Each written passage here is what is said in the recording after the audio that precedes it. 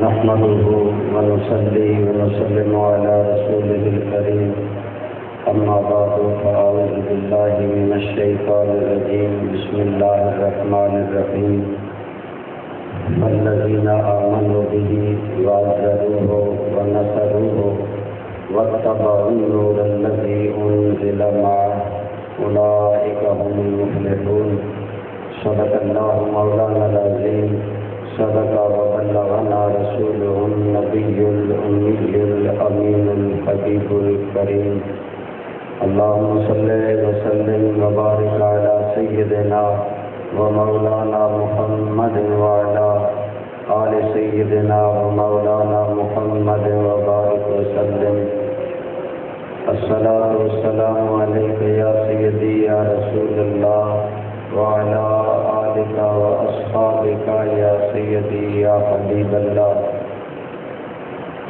قابل احترام برادران اسلام، جیسا کہ آپ کو معلوم ہے آج ہماری گفتگو کا موضوع ہے عقیدہ رسالت کے تقاضے، یعنی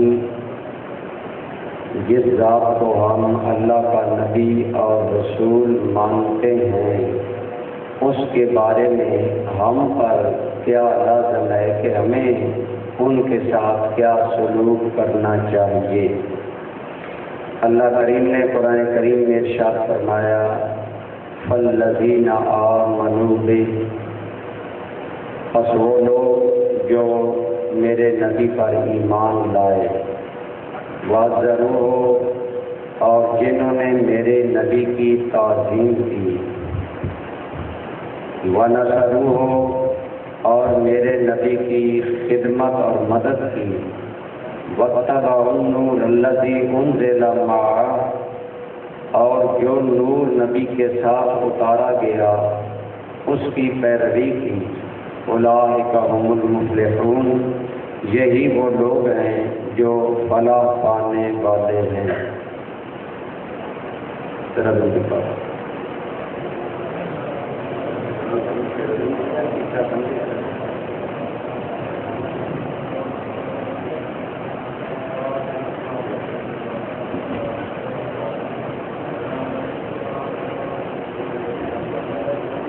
پتہ یہ چلا کہ رسول اور نبی کے بارے میں ہمیں اللہ نے 4 چیزوں کا حکم دیا کہ اگر یہ کام کرو گے، 4 نبی پر ایمان لاؤ گے، نبی کی تعظیم و توقیر کرو گے، نبی کی خدمت اور مدد کرو گے اور نبی کی اطاعت اور پیروی کرو گے تو 2 جہاں میں کامیاب ہو جاؤ گے. لہذا اس حوالے سے یہ 4 چیزیں عقیدہ نبوت و رسالت کے تقاضے میں آتی ہیں اس آیت کی روشنی میں کہ ان 4 چیزوں کا التزام کیا جائے. دوستو، قابل غور بات یہ ہے کہ جس آدمی نے رسول اللہ کو رسول مان لیا اس کا رسول اللہ پر ایمان ہے کہ نہیں؟ جب پہلے ہی اس نے انہیں اللہ کا رسول مان لیا تو پھر اللہ کریم نے فرمایا فالذین آمنوا بہ، جو میرے محبوب پر ایمان لائے. اس کی وجہ یہ ہے کہ نجات کا سارا دار و مدار ایمان پر ہے. کس پر ہے؟ ایمان پر ہے. اور ایمان کیا ہے؟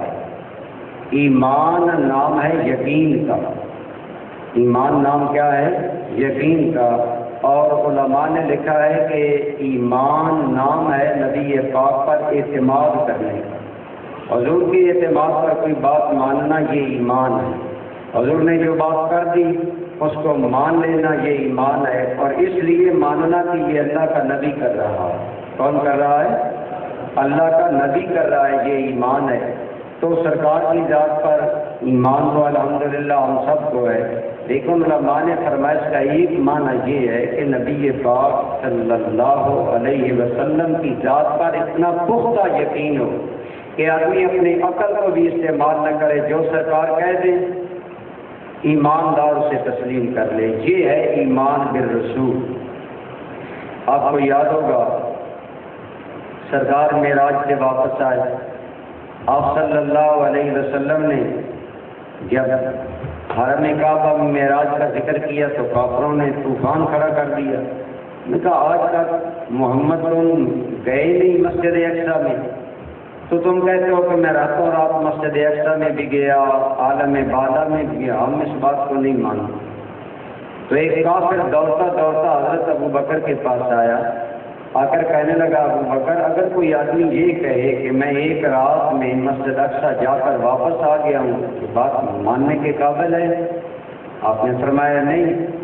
اس نے کہا وَيَقُولُ صَاحِبُكَ هَكَذَا، تیرا ساتھی محمد تو یہی بات آج کہہ رہا ہے، بڑی عجیب بات کہہ رہا ہے کہ میں رات کو گیا مسجد اقصیٰ واپس آ گیا، بلکہ وہ اور کہتے ہیں کہ میں تو آسمانوں سے بھی واپس ہو کر آ گیا. حضرت صدیق اکبر نے فرمایا تو نے کہا تھا کوئی کہے تو ہم نہیں مانیں گے، مصطفیٰ کہیں تو مان لیں گے. عقل میں بات آئے یا نہ آئے، حضور اگر کہتے ہیں تو میرا ایمان ہے. اگر حضور نے کہا ہے تو ہے کافر، تو بات کو گڑبڑ کر سکتا ہے، لیکن یہ بات ہے اگر حضور نے کہا ہے کہ میں معراج کر کے آیا ہوں، میں ابو بکر بن سوچے کہتا ہوں رسول اللہ نے ٹھیک کہا ہے. سرکار کو جب پتہ چلا تو آپ نے فرمایا آج کے بعد ابو بکر صرف نہیں صدیق ہے. تو حضرت ابو بکر کو صداقت کا یہ اعلیٰ خطاب کب ملا؟ جب رسول اللہ کی بلا چون و چران تصدیق کر، یہ نہیں سوچا عقل کیا کہتی ہے بلکہ مان لیا. اسی طرح یہ غالباً ابن ماجہ یا ابو داؤد میں حدیث ہے، حضور کی ایک مرتبہ حضور نے ایک آدمی سے گھوڑا خریدا. کیا خریدا؟ طے ہو گیا، سرکار نے خریدنا تھا، اس نے دینا تھا، سودا طے ہو گیا. اب جب سودا طے ہو گیا سرکار نے کہا تم ٹھہرو میں گھر سے پیسے لاتا ہوں. حضور رقم لینے کے لیے گئے، اسے بعد میں کسی نے بتایا یا پتہ چل گیا کہ سودا سستا ہے، وہ مکر گیا. حضور جب رقم لے کر آئے تو آپ نے فرمایا یہ رقم لو اور گھوڑا مجھے دو. کہنے لگا میں نے تو آپ کے ہاتھ گھوڑا بیچا ہی نہیں، انکار کر دیا. آپ نے فرمایا تم نے بیچا ہے. کہنے لگا کوئی گواہ لاؤ. اس وقت موقع پر کوئی گواہ بھی موجود نہیں تھا. اتفاقاً یہ کہ یہ بات ہو رہی تھی کہ حضور کے ایک صحابی حضرت خزیمہ پاس سے گزرے، انہوں نے بات سن لی کہ یہ کافر حضور کے ساتھ اصرار کر رہا ہے، بے ایمان یہودی منافق ہوگا، یہ تکرار کر رہا ہے کہ میں نے گھوڑا نہیں دیا اور گواہ مانگتا ہے. حضرت خزیمہ نے کہا میں گواہ ہوں کہ تو نے گھوڑا بیچا ہے. اب جب حضرت خزیمہ نے گواہی دی تو وہ چپ کر گیا. سرکار نے بعد میں پوچھا خزیمہ تو موقع پر موجود نہیں تھا اور تو نے کیوں کہہ دیا کہ میں نے گھوڑا خریدا ہے؟ سرکار اخلاق کی تعلیم دینے آئے تھے نا. اپنے صحابی کو بھی پوچھا، فرمایا تم موقع پر موجود نہیں تھے، تم نے کیوں کہہ دیا کہ میں نے گھوڑا خریدا ہے؟ عرض کرنے لگا یا رسول اللہ جب ہم نے آپ کے کہنے پر خدا کو مان لیا ہے تو اور کون سی بات ہے جسے ہم نہیں مانیں گے؟ تو آقا جب آپ کے کہنے پر ہم نے وہ چیزیں مان لی جہاں تک عقل نہیں جا سکتی تو یہ تو بات عقل میں آتی ہے. اور آپ نے کبھی جھوٹ نہیں بولا، میں نے گواہی دے دی ہے. حضرت خزیمہ نے سرکار کے حق میں یہ جو گواہی دی اس کے نتیجے میں حضور نے ایک بات سے ارشاد فرمائی. یہ بات بڑی قابل غور ہے. آپ صلی اللہ علیہ وسلم نے فرمایا کہ آج کے بعد ویسے اسلام کا ضابطہ یہ ہے ہر معاملے میں دو گواہ ہوں تو گواہی مکمل ہوگی، ایک آدمی کی گواہی مکمل نہیں ہوگی. کوئی بھی معاملہ ہو کم از کم گواہی دو مردوں کی چاہیے یا ایک مرد اور دو عورتیں، یہی قرآن کا ضابطہ ہے. فرمایا تب گواہی مکمل ہوگی. لیکن فرمایا اگر میرا خزیمہ گواہی دے اکیلا بھی ہو تو یہ پوری گواہی شمار ہو، یہ پوری گواہی شمار ہو. علماء محدثین مفسرین نے دیکھا اسلام کا ایک ضابطہ ہے دو بندے گواہی دیں تو گواہی مکمل ہوتی ہے. حضور نے ایک خزیمہ کی گواہی کو کامل گواہی قرار دے دیا. علماء نے فرمایا اس میں دو باتیں. ایک بات یہ کہ خزیمہ کا رسول اللہ پر بے حد اعتماد کے نتیجے میں خزیمہ کو یہ مقام عطا کیا گیا، یعنی خزیمہ کا نبی پاک کی ذات پر یقین محکم تھا، یقین محکم تھا، پختہ یقین تھا تصدیق کر دی۔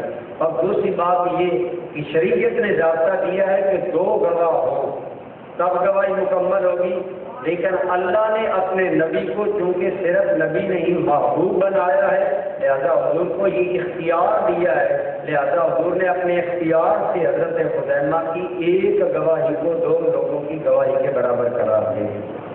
اس سے رسول اللہ کا شریعت میں اختیار ثابت ہوتا ہے جو اللہ نے اپنے محبوب کو اختیار عطا فرمایا، اور کوئی عالم، کوئی محدث، کوئی بڑے سے بڑا آدمی شریعت کا کوئی ضابطہ نہیں بدل سکتا، لیکن اگر رسول اللہ فرما دیں تو وہی ضابطہ اللہ کی بارگاہ میں مقبول ہو جاتا ہے۔ یہ حضور کا مقام محبوبیت ہے اور حضور کا اختیار ہے جو اللہ تعالیٰ نے آپ کو عطا فرمایا۔ تو دوستو عرض یہ ہے، اب اس سے پتہ کیا چلا، رسالت کا پہلا تقاضا یہ ہے نبی کے منہ سے جو بات نکلے امتی بلا چونو چراغ سے مان لے۔ حضرت صدیق اکبر کا واقعہ آیا، حضرت خزیمہ کا آیا، ہزاروں ایسے واقعات ہیں۔ فتح مکہ سے پہلے جاسوسی کے لیے ایک عورت کو ایک آدمی نے رکا باندھ کر دیا کہ مکے جا کر دو۔ حضور نبی رحمت صلی اللہ علیہ وسلم نے حضرت علی اور ایک آدمی کو فرمایا ایک عورت جا رہی ہے ہمارا راز فاش کرنے مکہ جا رہی ہے، اس کے پاس ایک پیغام ہے، وہ اسے لے کر آؤ اور واپس آؤ۔ وہ عورت پکڑی گئی، راستے میں انکاری ہو گئی، عورت کی رونے لگی، چیخ و پکار کرنے لگی، میرے پاس کوئی تھی۔ حضرت علی نے فرمایا تم جھوٹی ہو سکتی ہے، رسول اللہ کا ارشاد اور غلط نہیں ہو سکتا۔ اس نے بڑے جتن کیے، اس نے کہا میری تلاشی لے لے۔ اب مرد عورت کی تلاشی کیا لے؟ مرد عورت کی تلاشی کس طرح لے سکتا ہے؟ حضرت علی تو ویسے بھی نگاہ نبوت کے پابندہ تھے، حضرت علی بڑے پریشان ہوئے، لیکن آپ نے فرمایا ہم کو میں چھوڑیں گے نہیں، حضور کا ارشاد غلط نہیں ہو سکتا۔ ساتھ جو دوسرے آدمی تھے انہوں نے کہا اگر آپ مجھے اجازت دیں تو میں اس کی تلاشی نہ لوں۔ حضور نے جب کہہ دیا ہے تو بات تو آگے پیچھے نہیں ہو سکتی۔ جب وہ صحابی تیار ہو گئے تو عورت ڈر گئی، خود ہی کہنے لگے میری بالوں کی ویڈیو کے نیچے وہ رکا موجود ہے جو میں راز کے طور پر وہاں لے جایا۔ تو صحابہ کو یقین مستحکم تھا کہ جو نبی پاک صلی اللہ علیہ وسلم کے منہ سے بات نکل جائے وہ سچ ہے، اور یہی ایمان ہے نبی پاک پر، ایسا اعتماد کہ عقل ساتھ دے نہ دے، بات رسول اللہ کی پائے، بات رسول اللہ کی سچی ہے، یعنی کامل اعتماد نبی کی ذات پر، یہ ایمان کے رسالت کا تقاضا ہے۔ تو دوستانے کی قدر آپ بتائیں، ہمیں علماء بھی بتاتے ہیں، ہمیں قرآن بھی بتاتا ہے کہ جو آدمی بے نماز ہے وہ جہنم میں جائے گا۔ اب قرآن بھی فرمان مصطفیٰ ہے ایک وجہ سے کہ اصل میں فرمان خدا ہے، لیکن پہنچایا آگے حضور نے، اور قرآن نے فرمایا بے نماز جہنم میں جائے گا۔ ایمان سے بتائیں اگر آج کے مسلمان کا رسول اللہ پر یہ اعتماد ہو کہ نبی پاک کا ارشاد بالکل برحق ہے تو کیا وہ بے نماز رہیں گے؟ بولے آج ہمارے اندر سب سے بڑی کمزوری یہ ہے کہ ہم نام کے مسلمان رہ گئے ہیں، جو حقیقی مسلمان ہیں وہ ہم نہیں ہیں۔ نبی پاک صلی اللہ علیہ وسلم ایک بات کی برائی کو بیان کرتے ہیں، ہم اسے بالکل ذہنی طور پر تسلیم نہیں کرتے اور عمل اس کے خلاف کرتے ہیں۔ بہرحال دوستانے کی قدر نبی پاک پر ایمان لانے کا ایک تو تقاضا یہ ہے کہ نبی پاک پر بے حد اعتماد ہو اور آپ صلی اللہ علیہ وسلم کی ہر بات کو سچا اور یقینی جانا جائے، اور اسی طرح یہ ہے ایمان کی اساس، بنیاد۔ ایک بات یاد رکھیں، ایک ہے بندے کا مومن ہونا، مومن وہ مسلمان ہے جس کا ایمان بنیادی طور پر قائم ہے، لیکن کامل مومن ہر آدمی نہیں ہوتا، کامل مومن ہر آدمی نہیں ہوتا۔ اب جو بے نماز ہے وہ مسلمان تو ہیں، ہم انہیں بے ایمان تو نہیں کہہ سکتے لیکن کامل مومن نہیں ہے۔ تو مومن ہونے کے لیے یہ بات ضروری ہے کہ نبی پاک کی ہر بات کو سچا جانا جائے اور مانا جائے کہ سرکار کا ارشاد سچ ہے۔ بے نماز اگرچہ نماز نہیں پڑھتے لیکن وہ یہ بات ضرور مانتے ہیں کہ نماز اسلام میں فرض ہے، حضور نے فرض کی ہے لہذا فرض ہے۔ جب مانتے ہیں تو ایمان بنیادی طور پر قائم ہے لیکن ایمان کامل نہیں ہے۔ اسی طرح ایمان کی بنیاد میں یہ بات شامل ہے کہ رسول اللہ اور نبی سے محبت انسان رکھے۔ نبی یہ پاک سے محبت رکھے. اگر رسول اللہ سے بالکل محبت نہیں ہے کلیتاً تو اس آدمی کا بنیادی طور پر ایمان ہی نہیں. ایمان کی بنیاد میں یہ بات شامل ہے کہ بندہ مومن کہلا ہی نہیں سکتا جب تک نبی پاک سے محبت نہ ہو. بخاری اور مسلم کی متفق علیہ حدیث ہے اور یہ حدیث 2-3 سندوں سے مروی ہے. ایک میں صرف حضور نے ارشاد فرما دیا لا یؤمن احدکم، تم میں سے کوئی آدمی اس وقت تک مومن نہیں ہو سکتا حتی اکون احب الیہ من والدہ وولدہ والناس اجمعین، یہاں تک کہ وہ آدمی مجھے اپنے ماں باپ سے، اپنی اولاد سے اور ساری کائنات سے زیادہ جب تک مجھ محمد کو محبوب نہیں بنا لے گا وہ مومن نہیں ہوگا. حضور کی ذات سے محبت ساری کائنات سے زیادہ جب تک نہیں ہوتی اس وقت تک آدمی کا ایمان بنیادی طور پر ثابت نہیں ہوتا. لہذا حضور سے محبت رکھنا یہ ایمان کے رسالت کا تقاضا ہے اور نبی پر ایمان لانا پہلا رسالت کا تقاضا ہے. اور ایمان کا تقاضا یہ ہے کہ نبی پاک سے بے پناہ محبت رکھی جائے. بلکہ ایک حدیث میں حضور نے قسم اٹھا کر فرمایا، آپ نے فرمایا والذی نفس محمد بیدی، مجھے اس اللہ کی قسم جس کے دست قدرت میں میری جان ہے، اگر تمہیں میں اپنی اولاد سے، اپنے ماں باپ سے اور ساری کائنات کے لوگوں سے محبوب نہ ہو جاؤں تو تم مومن نہیں کہلا سکتے. تو اس لیے دوستان بھی قدر عقیدہ رسالت کے تقاضوں میں جہاں ایمان بھی رسالت ضروری ہے وہاں نبی پاک کی دل میں محبت رکھنا ضروری ہے. اور اگر اس محبت میں کمی آ گئی تو ایمان کامل نہیں ہوگا. حضرت فاروق اعظم جیسا آدمی حضور کے ساتھ جا رہا تھا. حضرت عمر فاروق کہنے لگے یا رسول اللہ صلی اللہ علیہ وسلم، آپ ہمیں ہمارے ماں باپ سے بھی پیارے ہیں، ہماری اولاد سے بھی پیارے ہیں، لیکن یا رسول اللہ مجھے میری جان آپ سے زیادہ پیاری ہے. آپ نے فرمایا عمر نہیں، تیرا ایمان مکمل نہیں ہوگا جب تک تم مجھے جان سے بھی زیادہ محبوب نہ جانے. حضرت عمر نے غور کیا کہ جان تو بے ایمان کو بھی ملتی ہے، جان کی کیا حیثیت ہے. جب غور کیا تو فوراً بات دل میں اتر گئی اور کہنے لگے یا رسول اللہ آپ تو مجھے میری جان سے بھی زیادہ پیارے ہیں. تو آپ نے فرمایا الآن یا عمر، ہاں عمر اب بات بنی، اب تیرا ایمان مکمل ہوگا. جب تک کوئی آدمی اپنی جان سے بھی بڑھ کر رسول اللہ سے محبت نہیں رکھتا وہ مومن. قرآن کریم میں ارشاد ہے النبی اولیٰ بالمؤمنین من انفسہم، نبی پاک کی ذات ایمان والوں کو ان کی جانوں سے بھی زیادہ محبوب ہے، جانوں سے بھی زیادہ مقدم ہے، جانوں سے بھی زیادہ پہل ہے. یہی وجہ ہے صحابہ کرام اپنی جانیں رسول اللہ کے نام پر قربان کر دیتے ہیں، حضور کے سامنے قربان کر دیتے تھے. تو ایمان کے رسالت کا پہلا تقاضا ٹھہرا محبت رسول اللہ صلی اللہ علیہ وآلہ وسلم. تو آپ سے کتنی محبت ہونی چاہیے یہ کسی بندہ مومن کو بتانے کی ضرورت نہیں. ہر بندہ مومن جانتا ہے میرے دل میں رسول اللہ کی کتنی محبت ہے. صحابہ کرام نے پریکٹیکلی بتا دیا ہمیں اپنی جانوں سے بھی رسول اللہ زیادہ پیارے ہیں. آپ کو یاد ہوگا ہجرت کی رات نبی پاک نے حضرت علی کو اپنی چارپائی پر سلایا، فرمایا علی میری جگہ پر سو جاؤ، میرے بستر پر سو جاؤ، کل مکہ والوں کی امانتیں دے کر آ جانا. اب کافر باہر تلواریں لے کر کھڑے ہیں، اندر حضرت علی آرام کر رہے. عقل ہر مرتبہ کہتی ہے یہ لوگ حملہ کر کے مجھے قتل کر دیں گے.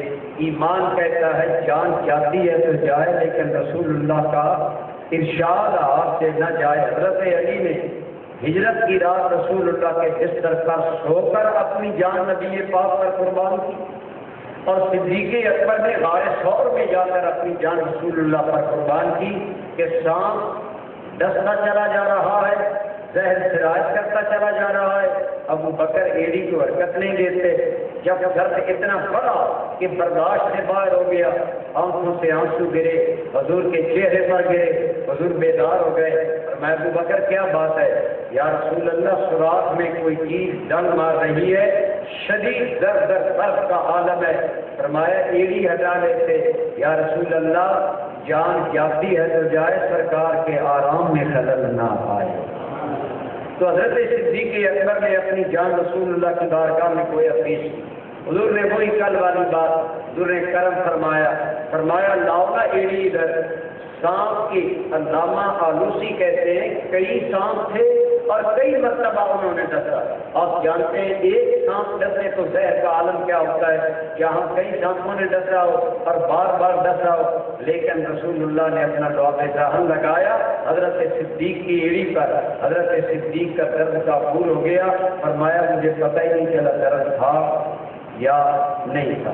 اس میں دو حکمتیں اگر آپ توجہ کریں تو یہاں ایک خفیف کی بات اور میں کر دیتا ہوں۔ رسول اللہ نے لعاب رحم لگا کر دو کام کیے، ایک صدیق اکبر کو درد سے شفا عطا فرمائی، اور دوسری ایک بات کہ صدیق کے رگ رگ میں جہاں زہر پہنچا وہاں لعاب مصطفیٰ پہنچا، تاکہ بعد میں کلمہ پڑھنے والا کوئی مسلمان ابو بکر کی گستاخی نہ کرے، وہ سمجھ لے ابو بکر کے تو رگ رگ میں مصطفیٰ کا لعاب موجود ہے۔ آپ کو بات سمجھ آئی ہے؟ تو کس قدر حضور کی مہربانی ہے۔ صحابہ کرام رضوان اللہ علیہ مجمعین جانوں سے بڑھ کر رسول اللہ سے محبت کرتے تھے۔ آج اسی لیے محبت رسول پر اہل سنت زور دیتے ہیں کہ محبت رسول اللہ کے بغیر ایمان کامل نہیں ہے، لہذا محبت رسول پہلا تقاضا ہے نبی کو نبی ماننے کا، رسول کو رسول ماننے کا، کہ ان کی ذات پر آدمی ان سے بے پناہ محبت کرے۔ قرآن کریم نے پہلا تقاضا ایمان بالرسول بتایا، اور دوسرا تقاضا ہے فرمایا فالذین آمنوا بہ وعزروہ، اور جن لوگوں نے نبی پاک کی تعظیم کی۔ کیا کی؟ تعظیم کا کیا معنی ہے؟ تعظیم ہم لفظ تو بولتے ہیں، اس کا معنی ہمیں پتہ ہونا چاہیے نا۔ دیکھیں ہم مسجد لفظ بولتے ہیں تو مسجد کا کیا معنی ہے؟ سجدہ کرنے کی، یہی معنی ہے نا۔ ہر لفظ کا ایک معنی ہے، تعظیم کا معنی کیا ہے؟ اللہ نے قرآن کریم میں فرمایا وَتُعَزِّرُوهُ وَتُوَقِّرُوهُ، میرے نبی کی تعظیم و توقیر کرو۔ اب اللہ نے محبوب کی تعظیم کا حکم دیا۔ ہم تعظیم لفظ تو بولتے ہیں، تعظیم کا معنی کیا ہے؟ یہ تعظیم باب تفعیل کا مصدر ہے، اور اس کا معنی ہے کسی کو عظیم جاننا۔ بولو کیا معنی ہے؟ تعظیم عظمت سے نکلا ہے، عظمت آپ جانتے ہیں نا، اور عظیم جاننا، بڑا جاننا۔ تو تعظیم ایمان میں رسالت کا تقاضا یہ ہے، اگر رسول اللہ کو رسول اللہ مانتے ہو تو نبی کو عظیم جانو۔ اب میں عرض کروں گا، ایمان سے آپ تھوڑا سا رک کر سوچیں، جسے عظیم اور بڑا سمجھا جائے اسے اپنے جیسا سمجھا جاتا ہے، اس میں کوئی شک نہیں۔ کل یہ بات واضح ہو چکی کہ اللہ کے سارے نبی انسان اور رسول ہیں، اور قرآن کریم میں جو فرمایا گیا انما انا بشر مثلکم، میں تمہاری طرح ایک انسان ہوں، وہ اس لیے بتایا گیا کہ میں بھی انسان ہوں، خدا نہیں ہوں، معبود نہیں ہوں، الہ نہیں ہوں، میں بھی تمہاری طرح مخلوق میں شامل ہوں، اللہ رب العالمین کے بندوں میں شامل ہوں۔ لیکن کیا ہمیں رسول اللہ کو اپنے جیسا سمجھنا چاہیے؟ اللہ نے ساتھ بتا دیا میرے نبی کی تعظیم کرو، اور تعظیم کا معنی ہی ہے کسی کو بڑا سمجھنا۔ بولیے کسی کو بڑا سمجھنا، تعظیم و توقیر کرنا، عزت و احترام کرنا۔ اب جو آدمی گلا پھاڑ پھاڑ کر یہی تعلیم صبح و شام دے نبی ہمارے جیسا، ہم نبی جیسے، اس نے نبی پاک کی تعظیم کو سمجھا؟ وہ تو بیچارہ کوڑا ہے، اسے پتہ ہی نہیں نبی کا مقام کیا ہے۔ تو قرآن کہتا ہے نبی کی تعظیم و توقیر کرو، اور صحابہ نے ہمیں عملاً بتایا کہ نبی پاک کی تعظیم کیا ہے، قرآن نے ہمیں بتایا نبی پاک کی تعظیم کیا ہے۔ آئیے قرآن کے چند مقامات آپ کی خدمت میں عرض کرتا ہوں۔ دیکھیں نا، ہم یہاں بیٹھے ہیں، آپ مجھ سے کسی ٹائم کوئی بات کریں گے، میں آپ سے کروں گا، ایسا ہوتا ہے کہ نہیں ہوتا؟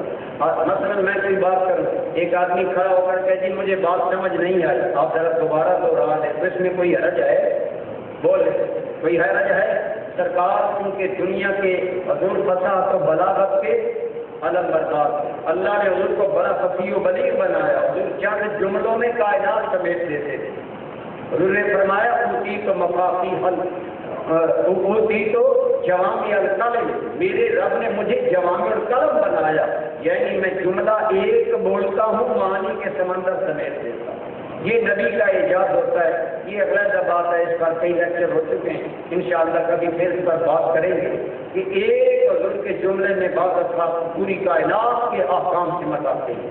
بہرحال حضور ایسا بولتے تھے, بعض نئے نئے مسلمان ہوتے تھے, بعض دیہاتی بندے ہوتے تھے, انہیں بات سمجھ نہ آتی تو وہ عرض کرتے راعنا یا رسول اللہ. کیا عرض کرتے؟ راعنا یا رسول اللہ. اس کا معنی یا رسول اللہ ہماری بھی رعایت کرے. جس طرح ہمارے یہاں ہوتا کہ 3 میں بعض بچے بی اے پاس ہیں اور بعض بچے مڈل بھی نہیں ہیں, تو میں نے ضمیر صاحب کو کہا جب کلاسیں بنائیں تو درجہ بندی کا خیال رکھیں, کلاسیں اس انداز میں بنائیں کہ لیول سامنے, ہر بولنے والے کو لیول سامنے رکھنا چاہیے.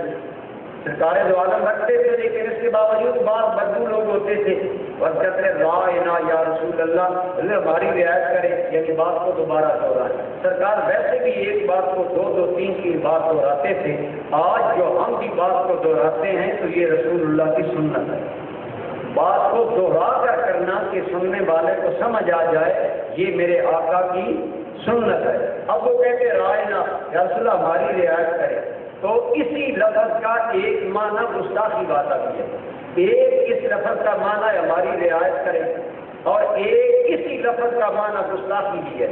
اسی کو تھوڑا سا کھینچ کر پڑھا جائے راعینا, کیا لفظ تھوڑا سا کھینچ کر پڑھا جائے تو اس کا معنی ہے ہمارا چرواہا. کیا معنی ہے؟ چرواہا کیا ہوتا ہے؟ بھیڑ بکریاں چرانے والا آدمی, معاشرے میں اس کا کوئی مقام نہیں ہوتا. اب مسلمان کو حضور کی بارگاہ میں بات دوبارہ سننے کے لیے عرض کرتے یا رسول اللہ ہماری رعایت کریں. یہودیوں کو موقع مل گیا, منافقوں کو موقع مل گیا نبی پاک کی گستاخی کرنے کا. اب وہ آتے حضور کی بارگاہ میں, وہ بھی بیٹھے ہوتے تھے, تو وہ کہتے راعینا یا رسول اللہ. اب حضور کو مہربان سے, رحیم سے حضور بات کو نہ محسوس کرتے. اللہ نے جبریل کو بھیجا. قابل غور ہے یہ بات کہ نبی کی تعظیم کا معاملہ یہ ہے کہ نبی سے بات کرتے ہوئے الفاظ کا انتخاب کرو, الفاظ چن کر مجھ سے نکالو. سنیں, حضرت جبریل آئے بڑے جلالی انداز میں, یا ایھا الذین آمنوا لا تقولوا راعنا, ایمان والو آج کے بعد راعنا کا لفظ بولنا ہی چھوڑ دو. راعنا کے لفظ میں کیا ہے؟ ہماری رعایت کیجیے. یہ لفظ بنیادی طور پر ناجائز نہیں تھا, لیکن جب منافقوں نے یہی لفظ نبی پاک کی گستاخی کے لیے بولا, قرآن اللہ نے اتارا اور یہ آج بھی قرآن میں موجود ہے, ایمان والوں راعنا کا لفظ آج کے بعد نہیں بولنا.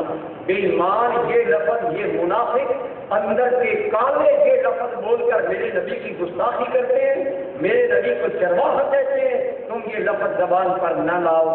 اب سوال آیا یا اللہ اگر حضور کی بات سمجھ نہ آئے, ہم سمجھنا چاہیں تو ہم کیا کریں؟ سنیے اللہ نے کیا بتایا.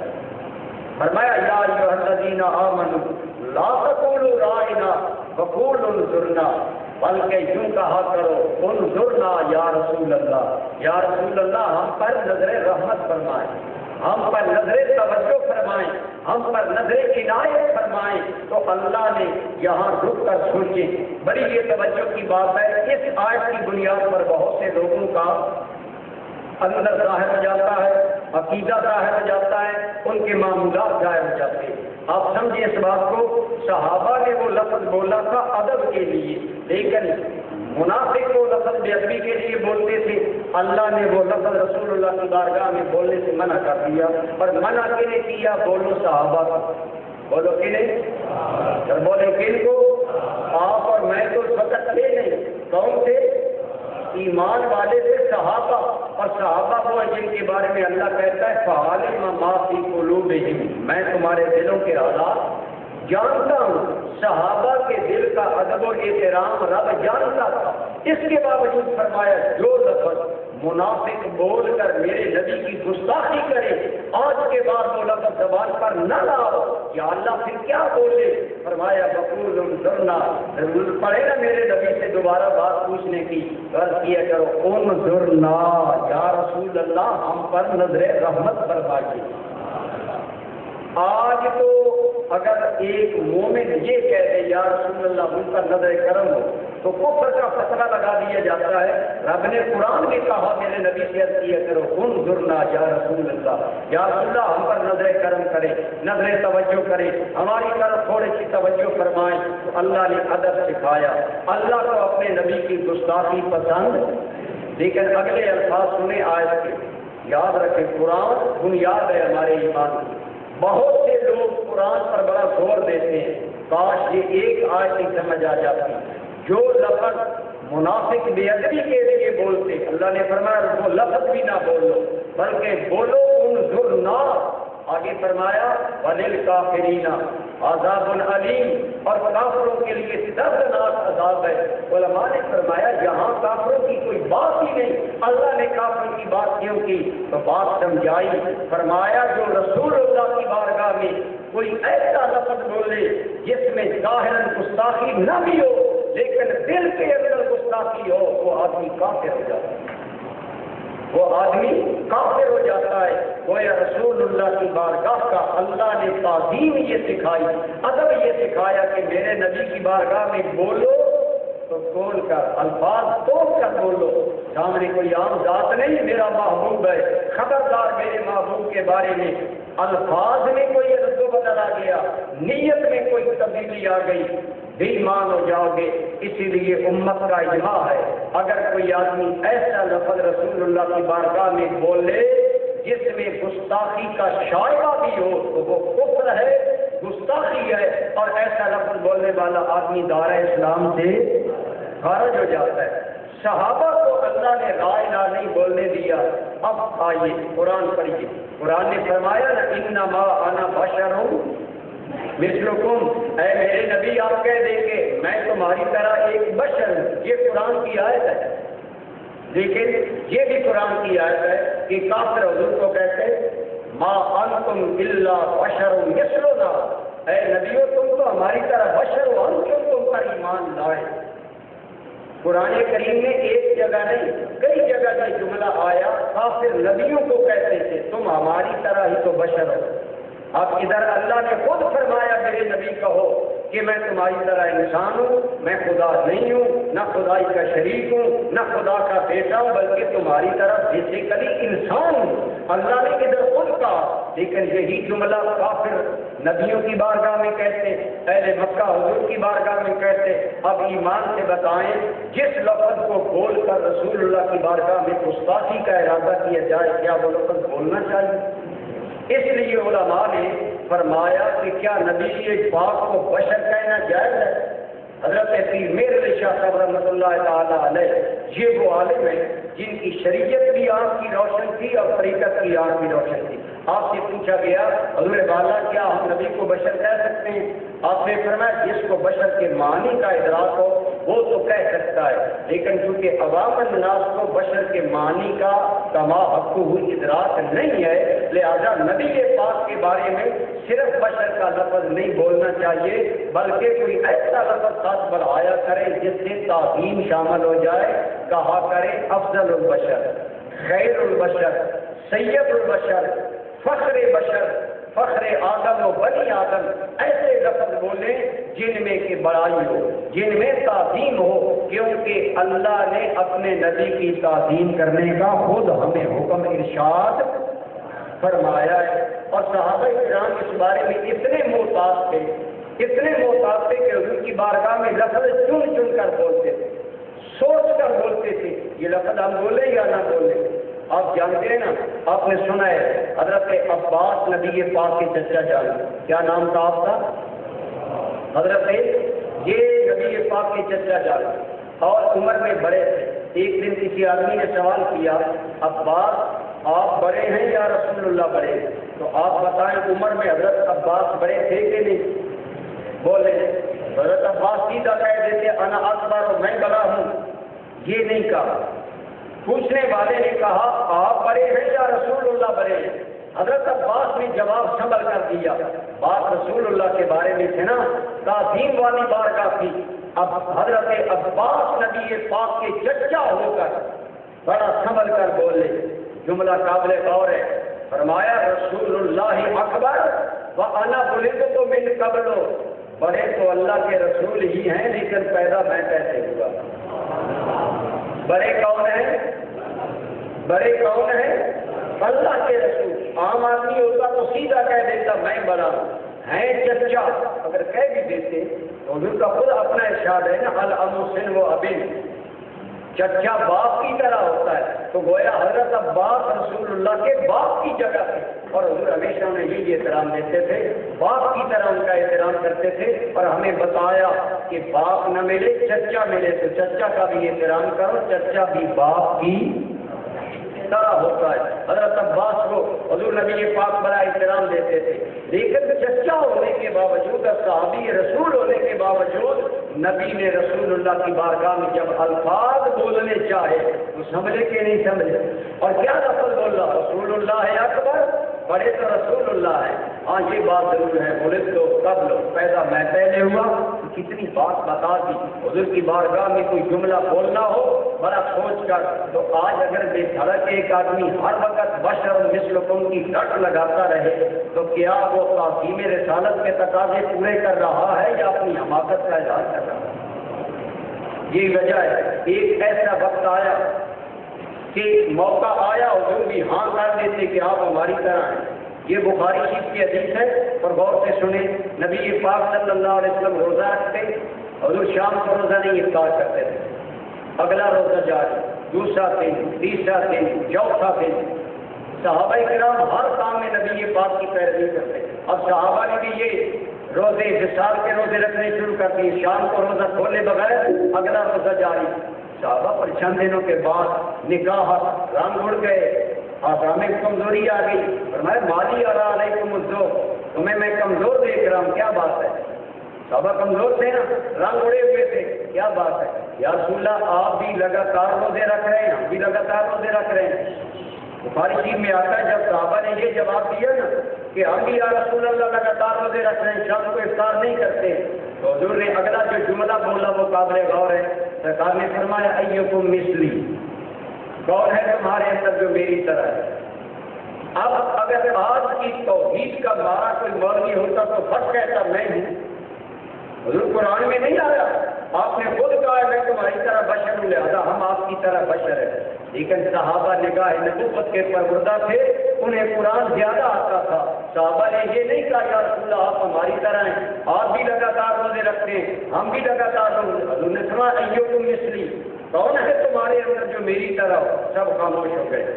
جب کوئی جواب نہ دیا حضور نے فرمایا ہر بات میری اپنے اوپر قیاس نہ کیا کرو، ابھی تو عند ربی یطعمنی ویسقینی، میں تو رات اپنے مالک کے پاس گزارتا ہوں، وہ مجھے کھلایا بھی کرتا ہے، مجھے پلایا بھی کرتا ہے۔ کسی صحابی نے یہ نہیں کہا یا رسول اللہ ہم آپ کی مثل ہے، تو پتہ چلا تعظیم رسالت کا تقاضا یہ ہے کہ بارگاہ رسالت ماں میں الفاظ کا انتخاب کر کے بولنا چاہیے، یہ نہیں تقریر کا جوش آئے جو منہ میں آئے وہ نکالتے چلے جائیں، جب سرکار کا مقام آئے تو سراپا ادب بن جاؤ، زبان پر ایک عجیب پہرا لگ جائے ادب و احترام کا، اور ہر جملہ ایسا ہو جو کوثر اور تسلیم کے پانی میں دھلا ہوا ادب پر اور تعظیم مصطفیٰ پر مبنی ہو، تو اللہ نے خود اپنے نبی کی تعظیم کا حکم دیا، فرمایا بہتر ہو کامیاب لوگ وہ ہوں گے جن کے دلوں میں میرے نبی کی، اور یہ کیا ہے؟ یہ ہے الفاظ میں تعظیم، بولنے میں۔ اب ایک آدمی بولتا تو ہے نا، بولتی ہوئی بعض اوقات آواز اونچی ہو جاتی ہے، یہاں آپ مسجد میں معتکفین کے لیے یہ بات ہے کہ آپ بہت شور کرتے ہیں، مسجد میں شور نہیں ہونا چاہیے، زیادہ باتیں نہیں ہونی چاہیے، حضور کی بارگاہ میں بھی لوگ آتے ہیں، آواز بعض اوقات بلند ہو جاتی ہے، میرے رب کو ناگوار ہوئی، فرمایا جبریل جاؤ انہیں میرے نبی کی بارگاہ کے آداب سکھاؤ، نبی کی تعظیم کا درس میں خدا دوں گا۔ یا اللہ کیا لے جاؤں؟ فرمایا کہو لا ترفعوا اصواتکم فوق صوت النبی، میرے نبی کی آواز سے آواز بلند نہ کرو، اگر آواز ہو گئی بلند آج کے بعد تو سن لو ان تحبط اعمالکم وانتم لا تشعرون، تمہاری زندگی کے سارے عمل بھی ضائع ہو جائیں گے اور تمہیں پتہ بھی نہیں لگنے دوں گا۔ رسول اللہ کی بارگاہ کی تعظیم کون سکھا رہا ہے؟ بولیے اور سکھا کے نہیں رہا ہے صحابہ کرام۔ صحابہ کرام تو پہلے سراپا ادب سے اتفاقاً کسی کی آواز بلند ہو گئی، اللہ کو ناگوار گزری، اللہ نے رسول اللہ کی عملی تعظیم کا حکم دیا۔ دوستو فرمایا اگر نبی کی بارگاہ میں آواز بلند ہو گئی عمل ضائع ہو جائے گے۔ ایک بات یہاں یاد رکھیں، عمل ضائع صرف یا کفر سے ہوتے ہیں یا شرک سے ہوتے ہیں یا گستاخی رسالت سے ہوتے ہیں، یہ چیزیں بنیادی ہیں۔ عمل ضائع بے ایمان کے ہوتے ہیں، مومن کا عمل ضائع نہیں ہوتا۔ یہاں کہا جا رہا ہے ایمان والوں اپنی آواز نبی کی آواز سے بلند نہ کرو، اگر بلند ہوگی تو عمل ضائع ہو جائیں گے۔ علماء نے کہا اس کا مطلب ہے اگر میرے محبوب کی بارگاہ میں تعظیم کا دامن ہاتھ سے چھوٹ گیا، میں تمہاری نمازوں کو نہیں دیکھوں گا، روزوں کو نہیں دیکھوں گا، جہاد کو نہیں دیکھوں گا، بے ایمان کر کے ماروں گا۔ پھر ایک اور سزا، بندے کو پتہ چل جائے میرا نقصان ہو گیا، مداوع کر لیتا ہے کہ نہیں کر لیتا؟ فرمایا فَأَنْتُمْ لَا تَشْعُرُونَ، میں گستاخی رسالت کرنے والے کو پتہ بھی نہیں چلنے دیتا، وہ اسی طرح چلتا رہتا ہے کیونکہ اس نے میرے نبی کی گستاخی کی۔ سمجھتا ہے میں بہت بڑا کام کر رہا ہوں لیکن کوئی کام نہیں، پتہ اس لیے نہیں لگنے دیتا کہ توبہ نہ کر لے، اور میں نے نبی کے گستاخ کو معاف کرنا نہیں ہے، لہذا توبہ کی توفیق طلب، توبہ کی توفیق اس لیے طلب ہے کہ اسے پتہ بھی نہیں چلے گا میں گستاخی کر بھی رہا ہوں جاری کر رہا ہوں۔ تو یہ ہے بارگاہ رسالت معاف کی تعظیم کا معاملہ۔ لفظ بولو سمجھ کر، آواز اونچی ہو گئی خبردار عمل ضائع ہو جائیں گے۔ اس کے بعد صحابہ یوں بات کرتے جیسے سرگوشی ہوتی ہے، بالکل دھیرے دھیرے بات کرتے، چپکے چپکے بات کرتے، حضور کی بارگاہ میں انتہائی ادب سے بولتے۔ اور علماء نے فرمایا حضور کے وصال کے بعد آج بھی حضور کی بارگاہ کا کوئی احترام ہے، اگر اللہ کریم مدینہ شریف کی حاضری نصیب کرے تو وہاں چیخ کر صلاۃ و سلام بھی پڑھنے کی اجازت نہیں ہے، بلکہ آواز پست رکھنی ہے۔ کیوں؟ سامنے وہ بارگاہ ہے جہاں جبریل بھی بادب آیا کرتا ہے، جہاں صدیق بھی بادب آیا کرتا ہے۔ اللہ نے خود اپنے نبی کی تعظیم کا حکم دیا اور تعظیم کے خلاف عمل کو کفر قرار دیا، گستاخی قرار دیا اور ایمان ضائع ہو جانے کا۔ اس لیے ہم احتیاط کے ساتھ اپنے لوگوں کو کہتے ہیں کہ نبی پاک کے بارے میں ہمیشہ گفتگو احتیاط سے کرنی چاہیے۔ جب بھی حضور کو انسان بھی کہنا چاہیں تو بے مثل اور بے مثال انسان کہیں، بشر کہنا چاہیں تو بے مثل بشر کہیں، افضل البشر کہیں۔ ادب و احترام مد نظر رکھیں اور حضور کی بارگاہ کے آداب اللہ نے خود سکھائے۔ فرمایا میرے نبی کی بارگاہ میں تعظیم و توقیر سے آیا کرو۔ صحابہ کرام کا معاملہ انتہائی ادب والا ہوتا تھا۔ تو دوستو جو تعظیم کرتا ہے، یہ بات اب قابل غور ہے، جو نبی پاک کی بارگاہ میں آواز بلند کرے گا فرمایا اس کے عمل بولے اس کے عمل ضائع ہو جائے، فرمایا سراپا ادب بن جاؤ میرے نبی کا، اور جتنا ادب کرو گے اتنا مقام اللہ اعلیٰ کا فرمائے۔ صحابہ کرام نبی پاک کا بہت زیادہ ادب کرتے تھے۔ اللہ نے فرمایا لا تقدموا بین یدی اللہ ورسولہ، اللہ اور رسول سے آگے نہ چلا کرو۔ کیا فرمایا؟ اللہ اور رسول سے آگے نہ کرو، آگے نہ کرو۔ اس آیت کا مفہوم وسیع ہے، لیکن اس میں ایک بظاہر یہ پتہ چلتا ہے کہ اللہ سے چلتا نہیں کہ ہم اس کے آگے چلے۔ علماء نے فرمایا رسول اللہ سے آگے بڑھنا بھی اللہ سے آگے بڑھنا۔ گویا اللہ نے بتا دیا جو میرے نبی کی گستاخی کرے گا، جو میرے نبی سے آگے بڑھے گا وہ مجھ سے بھی آگے بڑھے گا، اور یہ نہ سمجھے کہ میں مصطفیٰ کی گستاخی کر کے کوئی بڑا کمال کر رہا ہوں۔ مصطفیٰ کی گستاخی حقیقت میں خدا کی گستاخی ہے، اگر جہاں مردود ہے تو وہاں بھی مردود ہے، لہذا اس لیے فرمایا سنبھل کر زندگی گزارو اور رسول اللہ کی تعظیم کو مد نظر رکھو۔ حضرت عبداللہ بن عباس کہتے ہیں مجھے خیال آیا آج رات حضور کے پاس گزاروں۔ رات ہم بات کہہ رہے تھے صالحین کی صحبت میں جانا چاہیے۔ عبداللہ بن عباس کہنے لگے میرے خیال میں آیا آج رات میں حضور کے ساتھ رہوں گا، تو ان کی خالہ حضرت میمونہ رسول اللہ کی بیوی تھی، کہتے میں حضرت میمونہ کے گھر چلا گیا اور آج رات حضور کا قیام حضرت میمونہ میری خالہ کے گھر تھا۔ کہتے ہیں حضور نے تھوڑی دیر آرام کیا، حضور اس کے بعد اٹھ کر آپ عبادت کے لیے کھڑے ہو گئے۔ عبداللہ بن عباس کہتے ہیں میں بھی حضور کے پیچھے حضور کے پاس جا کر کھڑا ہوا، میں بائیں طرف کھڑا ہوا، حضور نے نماز میں ہی پیار سے میرا کان پکڑ کر مجھے دائیں جانب دیا اور اپنے برابر کھڑا کر لیا۔ عبداللہ بن عباس کہتے ہیں حضور نے مجھے اپنے برابر کھڑا کیا، لیکن میں نے برابر کھڑا ہونا مناسب نہ سمجھا، نماز میں ہی پاؤں گھسیٹ کر پیچھے ہو۔ یہ صحابہ کا انداز تھا، ہر جگہ تعظیم مصطفیٰ، حضور نے برابر کھڑا کیا، فرمایا میں نے نہیں پسند کیا، میں حضور کے برابر کھڑا ہوں لہذا میں پیچھے آ گیا۔ صحابہ کرام ہر انداز میں نبی پاک کا احترام اور تعظیم کو مد نظر رکھتے تھے، اور یہ اتنی بڑی صحابہ کے من میں رکھ چکی تھی۔ آپ نے یہ بخاری و مسلم کی روایت بارہ سنی ہوگی، حضور ایک قبیلے کی صلح کرانے کے لیے گئے تھے، نماز کا وقت آ گیا۔ یہ بات یاد رکھیں جب حضور مسجد میں نہیں ہوتے تھے تو نماز پڑھانے کے لیے صحابہ کی نظر صدیق اکبر پر ہی جاتی، اور صحابہ صدیق اکبر کو ہی افضل سمجھتے تھے، لہذا حضرت صدیق اکبر کو امام بنا دیا گیا۔ حضور ایک قبیلے کی صلح کرانے کے لیے، قبیلہ بنی عمر بن عوف نام آتا ہے حدیث میں، تھوڑا سا مدینہ پاک سے دور حضور تشریف لے گئے تھے، حضرت صدیق اکبر امام بن گئے، صحابہ نماز میں شامل ہیں۔ جو ہی نماز شروع ہوئی، نماز میں داخل ہو چکے ہیں صحابہ، صدیق اکبر بھی، حضور آ گئے۔ اب جب حضور تشریف لائے تو صحابہ کرام نے ہاتھ باندھے ہوئے تھے، یوں ہاتھ سے آواز پیدا کر کے حضرت صدیق اکبر کو بتانا چاہا کہ حضور آ گئے۔ ویسے بھی بندہ نماز پڑھ رہا ہو، حرکت و نقل ہو تو بندے کی توجہ تھوڑی بہت ہوتی ہے۔ حضرت صدیق اکبر نے بھانپا، آپ نے بھی بھانپ لیا کہ حضور آ گئے، تو نماز کا حال ہے۔ اتنے میں حضور بالکل قریب پہنچ گئے، حضرت صدیق اکبر نماز کی حالت میں مصلی پر ہے، حضور پیچھے کھڑے ہونے لگے۔ حضرت صدیق اکبر مصلی چھوڑنے کو تیار ہو گئے نماز میں، حضور نے فرمایا کہ فلاں مکان کا ابو بکر اپنی جگہ پر کھڑے رہو، لیکن صدیق اکبر نے اپنی جگہ پر کھڑا ہونا مناسب نہ سمجھا، پیچھے آ گئے، حضور آگے چلے گئے، حضور نے نماز پڑھائی، نماز مکمل ہو گئی۔ حضور نے بعد میں فرمایا ابو بکر نماز تھی، بارگاہ خداوندی میں حاضری ہے نا نماز، کیا خیال ہے؟ اور انتہا درجے کا خشوع و خضوع ہے۔ فرمایا تو نماز میں تھا، پر میں نے تمہیں کہا بھی ہے کہ اپنی جگہ پر کھڑے رہو، پھر تم پیچھے آ گئے۔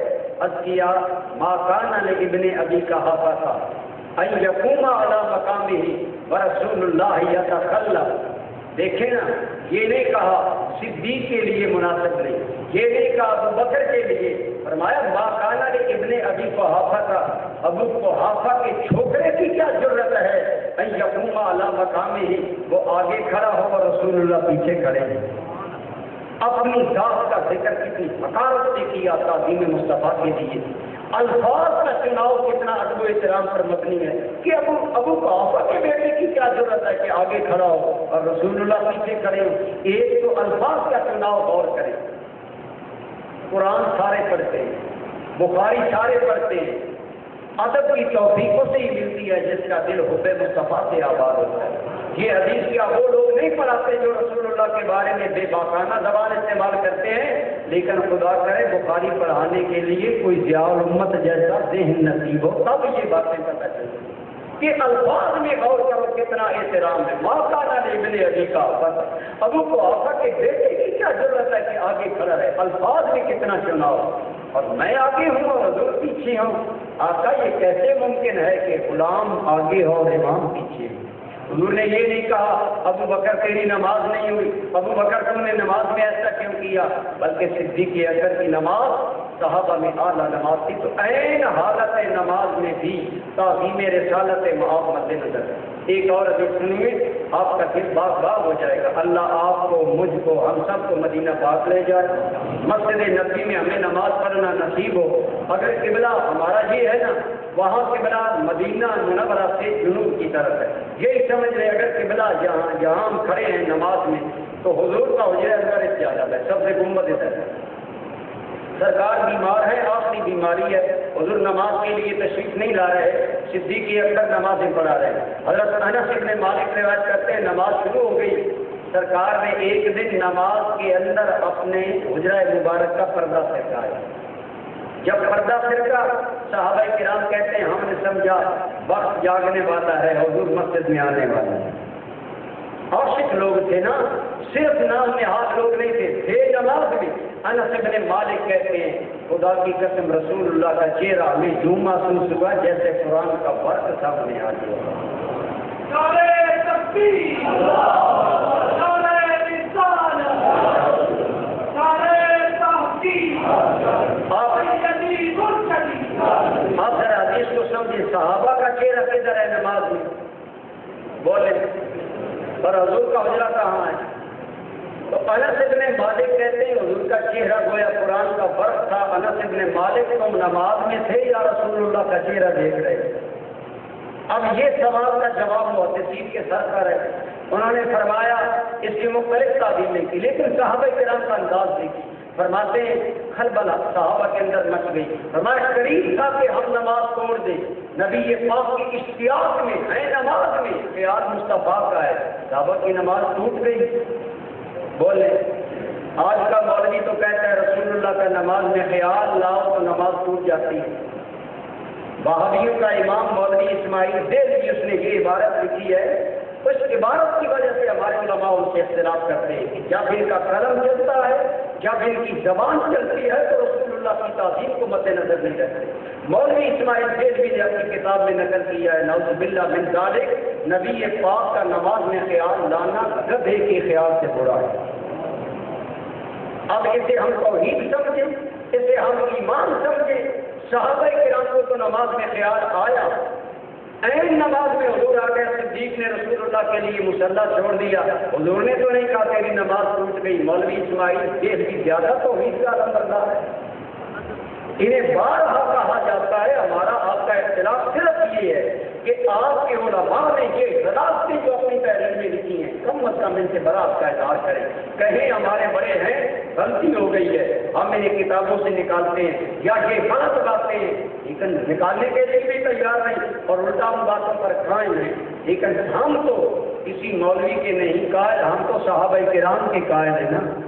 صحابہ کرام کا انداز عین نماز میں یہ ہے کہ رسول اللہ کے لیے مصلی چھوڑ دیا۔ نبی رحمت صلی اللہ تعالیٰ علیہ وآلہ وسلم اگر کھڑکی کا حجاب ہٹاتے ہیں تو صحابہ نماز میں عجیب کیفیت میں ہو جاتے ہیں، اور بعض صحابہ رسول اللہ کو دیکھنا شروع کر دیتے ہیں کنکھی آنکھوں سے۔ حضور کا خیال آیا کہ نہیں آیا؟ لایا خیال کہ نہیں لایا؟ بلکہ اگر آپ دیکھیں حضور نے فرمایا نماز ایسے پڑھو جیسے میں پڑھتا ہوں، یا فرمایا نماز ایسے پڑھو جیسے گویا قیام کرو تو میرے قیام کو یاد کرو، رکوع کرو تو میرے رکوع کو یاد کرو۔ اور رسول اللہ کی یاد کے بغیر تو نماز مکمل ہوتی نہیں ہے۔ یہ تمہیں کس نے بتا دیا رسول اللہ کا خیال لایا جائے تو نماز؟ ہاں یہ ضرور ہے۔ اللہ رب العالمین کی تعظیم کا تقاضا یہ ہے کہ نماز میں فل توجہ اللہ کی طرف رکھی جائے۔ یہ بات یاد رکھیں، ہم نماز میں بار بار کہتے ہیں اللہ ہو، بولے ذرا انشاءاللہ نماز کے مہارت پر اگر ٹائم لگا تو متعلقین کو ہم ایک درس دیں گے۔ نماز کا ایک ظاہر ہے، ایک نماز کا باطن ہے۔ ہم کہتے ہیں نا کیا بولیے اللہ،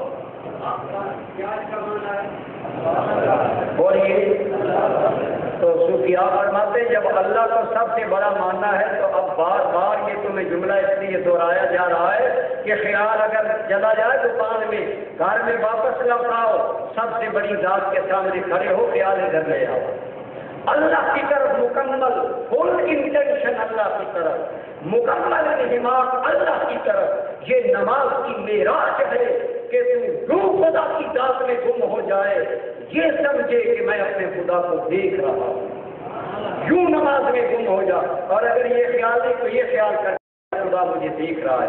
صحابہ کی نماز اسی میں یاد کی تھی، ہونا یہی چاہیے، لیکن رسول اللہ صلی اللہ علیہ وآلہ وسلم کا تصور اور خیال کو خود ایمان میں شامل ہے، خود نماز میں شامل ہے، لہذا صحابہ نے نماز میں رسول اللہ کی تعظیم کی۔ ایک صحابی نماز پڑھ رہے تھے، حضور نے انہیں نماز میں بلایا، فرمایا ذرا سرکار نے دیکھا نہیں کا یا جو بھی معاملہ یہ وہ پڑھ نماز رہے تھے، حضور نے بلایا وہ نہیں آئے، نماز مکمل کر کے آئے، سرکار نے فرمایا میں نے تمہیں بلایا تھا یا رسول اللہ میں نے سن لیا لیکن میں نماز میں تھا۔ سرکار نے فرمایا اما سمعتم، کیا تم نے قرآن کا یہ جملہ نہیں سنا یا ایھا الذین آمنوا استجیبوا للہ وللرسول اذا دعاکم، جب اللہ اور اللہ کا رسول بلائے تو حاضر ہو جایا کرو. میں نے تمہیں بلایا، تمہیں آنا چاہیے تھا. بالاتفاق محدثین نے لکھا ان اجابت الرسول لا تبطل الصلاۃ، رسول اللہ کی بات کا جواب دینے سے نماز نہیں ٹوٹتی. اس کے اندر جو مزید باتیں، یہ بالکل صحیح حدیث ہے، سیاستہ کی حدیث ہے. حضور نے صحابی کو بلایا، صحابی نہیں آیا. ایمان سے بتائیں صحابہ کے ذہن میں یہ مقام تھا جو آج لوگوں کے ذہن میں نبی کا مقام ہے، یا صحابہ کے ذہن میں اور مقام؟ صحابہ کرام کیا تعظیم دیتے تھے نبی پاک کو؟ ہم کہتے ہیں وہی تعظیم آپ بھی دیں. حضور کے لیے الفاظ کا انتخاب چن چن کر کریں، آداب احترام مکمل نبی پاک کی تعظیم کا خیال رکھیں. نبی پاک صلی اللہ علیہ وسلم کی تعظیم عین ایمان ہے.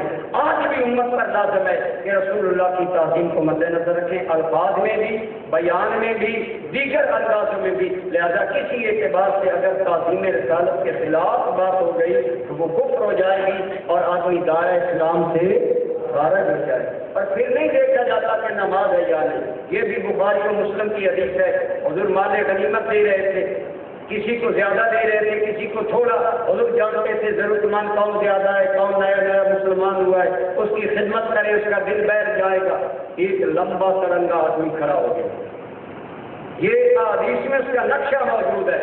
اس کا قد لمبا، سر روڈا، ماتھا ابھرا ہوا، آنکھیں دھنسی ہوئی، رخسار ابھرا ہوا، لمبی داڑھی اور تہبند آدھی پنڈلی تک، گویا سنت والی ساری علامتیں پائی جا رہی ہیں.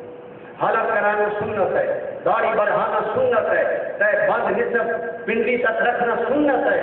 گویا ظاہری شریعت کے سارے عمل اس میں موجود تھے. داڑھی بھی موجود تھی، ٹنڈ بھی موجود تھی، اور اس کا تہبند نصف پنڈلی تک موجود تھا، اور ماتھے پر سجدوں کا اثر ابھرا ہوا تھا. حضور کو کہنے لگا اے دل یا محمد، کسی کو زیادہ دیتے ہو، کسی کو تھوڑا، محمد عدل کرو، عدل سے کام لو. میں کہتا ہوں کسی کو کہنا عدل سے کام لو، یہ جملہ بظاہر تو اچھا لگتا ہے، عدل کرنا چاہیے. سرکار نے جب یہ جملہ سنا صحابہ بے چین ہو گئے. ایک روایت میں آتا حضرت عمر، ایک روایت میں آتا حضرت خالد بن ولید نے اپنی تلوار کے دستانے پر ہاتھ رکھ لیا. اے جنری یا رسول اللہ انا ادرک وما ہو، آقا اجازت ہے بدبخت کا سر قلم کر لیں. ہمارے آقا کو عدل کا درس دے رہا ہے. جو نے فرمایا نہیں اسے کچھ نہ کہو، لوگ کہیں کہ محمد پاس آنے والوں کو قتل کرواتے ہیں. حضور نے معاف کر دیا اور ساتھ فرمایا اور ظالم ان لم عادل فمن عادل، اگر محمد عدل نہیں کرے گا تو کون عدل کرے گا؟ اب اس کا رد عمل کیا ہونا چاہیے تھا؟ اسے ممنون ہونا چاہیے تھا. حضرت عمر کی للکار سے رسول اللہ نے مجھے بچا لیا، موت سے بچا لیا، کرم کیا. لیکن وہ بدبخت حدیث میں آتا ہے فتولى، پیٹھ حضور کی طرف کر کے محفل سے نکلنے لگا. دل میں خلیفی تھی نا. اب ہم ظاہر کی داڑھی کو دیکھتے، اس کے تہبند کو دیکھتے، اس کی پنڈ سنت کے مطابق حالت کو دیکھتے، اس کی چھوٹی مونچھوں کو دیکھتے، اس کے سجدے کے نشان کو دیکھتے. رسول اللہ کی طرف پیٹ کر کے جب محفل سے نکلنے لگا، حضور نے فرمایا لوگوں سنو، ان من ذیہ لقوم، اس کی نسل سے ہی قوم آئے گی. حضور نے علامتیں بیان کی. ظاہری علامتیں تو میں نے دیکھ لی، باطنی علامتیں رسول اللہ نے بیان کی. فرمایا یقرؤون القرآن، اس کی نسل میں سے جو لوگ آئیں گے قرآن بہت پڑھیں گے. قرآن یہ سیاحت کی حدیث ہے، بخاری و مسلم کی ہے، جس کے اندر کسی طبقے کو کوئی شک نہیں، صحیح حدیث ہے. فرمایا اس کی نسل میں سے ایسی قوم آئے گی قرآن بہت زیادہ پڑھے گی. لیکن ساتھ ہی فرما دیا لا یجاوز عن حناجرہم، قرآن پڑھیں گے لیکن قرآن ان کے حلق سے نیچے نہیں جائے گا. جس کے دل میں گستاخی رسول ہو، بغض نبی ہو، نبی پاک کا مقام اور احترام نہ ہو، قرآن اس کو کیا فائدہ دے گا؟ فرمایا قرآن بہت پڑھیں گے، قرآن ان کے حلق سے نیچے نہیں جائے گا. یہ صحیح حدیث کے الفاظ ہیں. فرمایا تم لوگ اپنی نمازوں کو، اپنے روزوں کو ان کی نمازوں اور روزوں کے مقابلے میں حقیر جانو گے، اور وہ دین کی باتیں بہت کریں گے. یہ حضور نے علامتیں خود بیان کی اور آگے سنیے، فرمایا دین کی قرآن پڑھیں گے، نمازیں پڑھیں گے، لمبے سجدے کریں گے، روزے بہت زیادہ رکھیں گے، ظاہری علامات شریعت کے مطابق ہوں گی، لیکن فرمایا سن لو میں مصطفیٰ اعلان کر رہا ہوں، یمرقون من الدین کما یمرق السهم من الرمیہ، جس طرح ایک شکاری شکار کو تیر مارے، وہ تیر شکار کو پھاڑ کر پار چلا جائے، شکار کے پار تو تیر گزرا لیکن تیر کے ساتھ نہ گوشت ہوتا ہے نہ زیادہ حصہ ہوتا ہے، بلکہ صرف خون کا ایک چھوٹا سا قطرہ ہوتا ہے۔ فرمایا یہ لوگ دین سے گزریں گے لیکن انہیں دین سے اتنا حصہ نصیب ہوگا جتنا تیر کو شکار سے حصہ ملتا ہے۔ یہ رسول اللہ نے نشاندہی کی، اور یہ ان لوگوں کی نشاندہی ہے، محدثین نے بالاتفاق لکھا، ان لوگوں کی نشاندہی ہے جو بظاہر دین کا نام بڑا لیں گے لیکن دل میں رسول اللہ کا احترام، تعظیم نبی نہیں ہوگی، رسول اللہ کا احترام نہیں۔ ایک طرف نمازیں ہیں، روزے ہیں، قرآن ہے، دین کا دعویٰ ہے، لیکن دین کچھ بھی نہیں۔ دوسری جانب آئیے خود رسول اللہ کی زندگی کا معاملہ سنیں، نبی یہ پاک کے ادب کا انجام کیا ہے، ہم کیوں ادب کی تلقین آپ کو کرتے ہیں، تعظیم نبی کا کیوں درس دے رہے ہیں، کیوں رسول اللہ کی تعظیم پر لیکچر دے رہے ہیں۔ سنیے، جب یہ آیت اتری نا نبی کی آواز سے آواز بلند، تو نبی کریم صلی اللہ تعالیٰ علیہ وسلم کے تابعی ہیں، ثابت ابن قیس نام ہے، بیچارے ڈورے ہیں، آپ جانتے ہیں نا ڈورا آدمی بہرا آدمی اونچا بولتا ہے، بولے فطری آواز بھی بلند تھی اور اونچا بولتے تھے، بعد میں لکھا آپ بہرے سے اس لیے اونچا بولتے تھے، بعد میں لکھا فطری طور پر آپ کی آواز بلند تھی۔ اب جب یہ قرآن کی آیت آئی کہ اگر رسول اللہ کی بارگاہ میں آواز اونچی ہو گئی تو عمل ضائع ہو جائے گا، حضرت ثابت ابن قیس نے مسجد نبوی میں آنا چھوڑ دیا، نہیں آتے، ہے نقصان ظاہر کے نہیں ہے۔ جو 5 ٹائم آ کر رسول اللہ کی ابتدا میں نماز پڑھتے ہیں، حضور کی زیارت بھی گئی، مسجد نبوی کی عبادت بھی گئی، مسجد نبوی کی نماز بھی گئی، جماعت بھی گئی، جماعت کا ثواب بھی کیا، لیکن ثابت ابن قیس ہے گھر نماز پڑھ لیتا ہے، ان ساری سعادتوں سے دستبردار ہو گیا، مسجد نبوی میں آنا چھوڑ دیا۔ سرکار کو جب چند دن ثابت نظر نہ آئے اور ان کا طریقہ تھا پوچھا کرتے بنا آدمی نظر نہیں پوچھا ثابت نہیں نظر آ رہا، یا رسول اللہ وہ بیچارہ تو اس لیے گھر بیٹھ گیا ہے۔ بعض نے کہا ویسے صحابہ نے بتایا یا رسول اللہ ثابت مسجد میں نہیں آ رہا، فرمایا کیوں خیر تو ہے، یا رسول اللہ یہ معاملہ ہے۔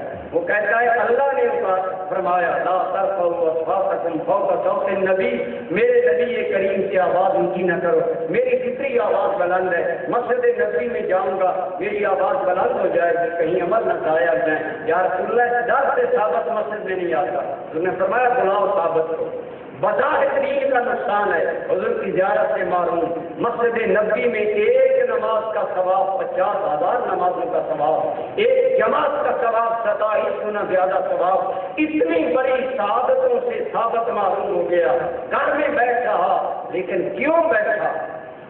کہو نا ادب مصطفیٰ کے لیے، احترام نبی کے لیے، تعظیم مصطفیٰ کے لیے۔ جب ثابت ابن قیس حضور کی بارگاہ میں آئے تو حضور نے حضرت ثابت کو دیکھا تو بڑی خوشی سے حضور نے ایک جملہ فرمایا، ایک جملے میں ثابت ابن قیس کو 2 جہاں کی سعادتیں عطا کر دی۔ فرمایا یا ثابت ہو اما ترضى ان تعيش شهيدا وتموت شهيدا وتدخل الجنة، میرے ثابت صحابی کیا تم اس انعام پر راضی نہیں کہ تیری زندگی شہادت کی گزرے گی، تیری موت شہادت کی آئے گی، جب تو میرے رب کی بارگاہ میں جائے گا میرا رب تمہیں جنت عطا فرمائے گا۔ نمازیں پڑھنے سے یہ انعام ملتے ہیں، پتہ چلا نماز عبادت ہے، کرنی چاہیے، ضرور کرنی چاہیے، لیکن ثابت ابن قیس نے رسول اللہ کی تعظیم کے لیے مسجد نبوی کی نماز چھوڑ دی، جماعت چھوڑ دی، حضور کی زیارت کو چھوڑ دیا۔ خدا کی قسم صحابہ تو حضور کی زیارت کے بغیر رہ نہیں سکتے۔ حضور کے صحابی ہے نام ہے ثوبان، گھبرایا ہوا نماز ظہر سے پہلے مسجد نبوی میں آیا، انہوں نے فرمایا ثوبان خیر تو ہے نا، گھبرایا ہے، یا رسول اللہ الحمدللہ کرتے بیٹھ گئے، انہوں نے فرمایا خیر تو ہے، یا رسول اللہ میں اپنے کھیت میں کام کر رہا تھا، یا لفظ حضور کی یاد آ گئی، حضور کا خیال آ گیا.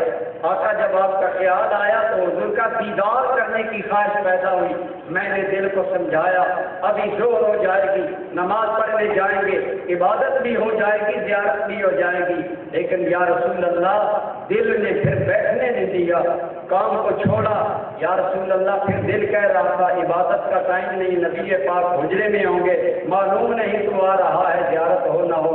یا رسول اللہ خدا کی قسم میں حضور کے دیدار کے لیے اتنا بے چین ہو گیا کہ ظہر کی نماز کا انتظار بھی نہ کر سکا. یہ ہے سچا عشق. صحابہ کو جو حاصل تھا سنے. حضرت ثوبان بیٹھے ہیں, حضور نبی پاک نے حضرت ثوبان کی یہ بات سنی تو کیا حضور پر کوئی اثر ہوا ہوگا کہ نہیں؟ اب ابھی تک نبی پاک خاموش ہے. حضرت ثوبان کہتے ہیں یا رسول اللہ اجازت ہے ایک سوال کر دوں. سنے سوال. یہ ہے دین, یہ ہے دین کی روح. حضرت ثوبان سوال کرتے ہیں یا رسول اللہ میں ساتھ یہ سوچ رہا ہوں کہ ہم تو آپ کے دید کے, ہم تو آپ کی دیدار اور زیارت کے اتنے پیاسے لوگ ہیں, اس طرح آپ کی ذات میں مر چکے ہیں کہ آقا ظہر کا انتظار نہ ہو سکا. سوال یہ ہے یا رسول اللہ آپ کے صدقے جنت میں تو ہم جائیں گے, لیکن حضور کا درجہ اعلیٰ ہوگا, ہمارا ادنا ہوگا. یا رسول اللہ ناراض نہ ہونا, میرا دل کہتا ہے جس جنت میں رسول اللہ نظر نہیں آئیں گے اس میں رہنا کیا ہے. یا رسول اللہ ہم جنت میں کیسے رہیں گے؟ میں زور تک حضور کا انتظار نہیں کر سکتا, تو آقا ہم جنت میں کیسے رہیں گے؟ عقل تو کہتا ہوگا نا ثوبان رہ رہے ہوں گی, حوریں ہوں گی, غلمان ہوں گے, لیکن ثوبان کہتا ہے سنیے والو جنت کو ہم دیکھتے نہیں جس جنت میں مصطفیٰ نظر نہیں آتے. کیا پیاری بات کسی نے کی تھی, چاہ جنت دی نیکوکارانو در دوزخ دا بدکارانو جیڑا قیدی محبوب دی زلفوں دا ہو جنت دوزخ جانا. اسے کیا غرض ہے, اسے کیا غرض ہے, جنت کیا ہے؟ وہ تو کہتا ہے محبوب نظر آئے. یا رسول اللہ خدا کی قسم اگر آپ ہمیں جنت میں نظر نہیں آئیں گے ہمیں چین نہیں آئے گا, ہمیں سکون نہیں آئے گا. بولو سوال جینوئن ہے نا, آپ کے دل میں بھی آ رہا ہے, ہمارے دل میں بھی الحمدللہ آج حضور کی امت کے دل میں ہے محبت کی نہیں. حضور نے ایک مرتبہ صحابہ کو فرمایا اے صحابہ میں تمہیں نہ بتاؤں گا یہ لوگوں کا ایمان عجیب ہے. یا رسول اللہ ایمان نبیوں کا عجیب ہے. فرمایا نبیوں کا ایمان کیا عجیب ہے, نبیوں کو تو خدا وہی بھیجتا ہے. یا رسول اللہ پھر فرشتوں کا ایمان عجیب ہے. فرمایا فرشتوں کا ایمان کیا عجیب ہے, فرشتے تو وہی لے کر آتے ہیں, وہ تو پیدا ہی اللہ کی اطاعت کے لیے ہوئی, ان کا ایمان کیا عجیب ایمان ہے. یا رسول اللہ پھر ہمارا ایمان عجیب ہے جنہیں مصطفیٰ کو دیکھ کر ایمان لایا. فرمایا تم یہ دیکھ کر بھی ایمان نہ لاتے تو پھر حیرت ہوتی تمہارا ایمان عجیب کیسا ہے. رسول اللہ پھر ایمان عجیب کن کا ہے سنیے.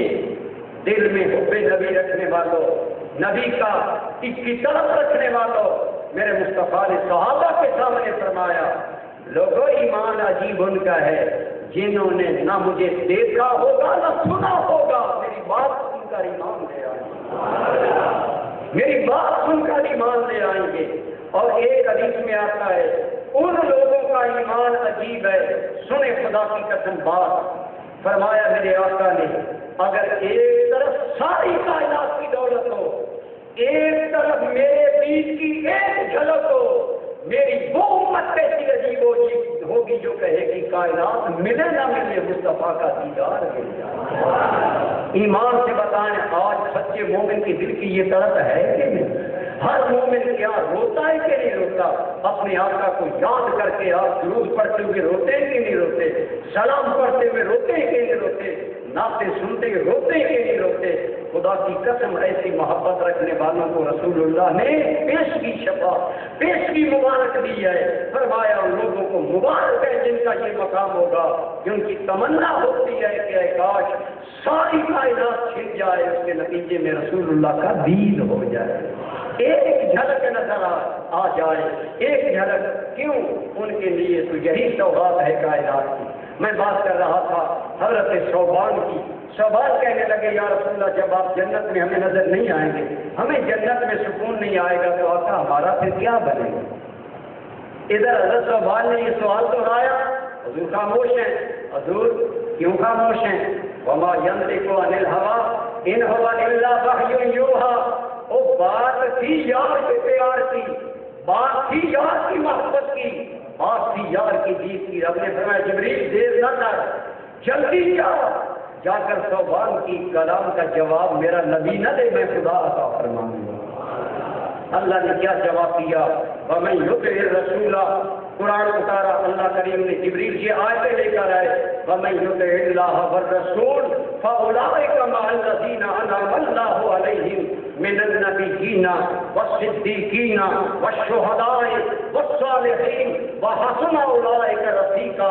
اللہ نے آیات اتاری، جو اللہ کی اطاعت کرے گا، اللہ کے رسول کی اطاعت کرے گا، وہ کل قیامت میں نبیوں کے ساتھ ہوں گے، شہیدوں کے ساتھ ہوں گے، صالحین کے ساتھ ہوں گے، صدیقوں کے ساتھ ہوں گے، وحسن اولئک رفیقا، اور یہ کتنے اچھے ساتھی ہوں گے جو ساتھ ساتھ ہوں گے۔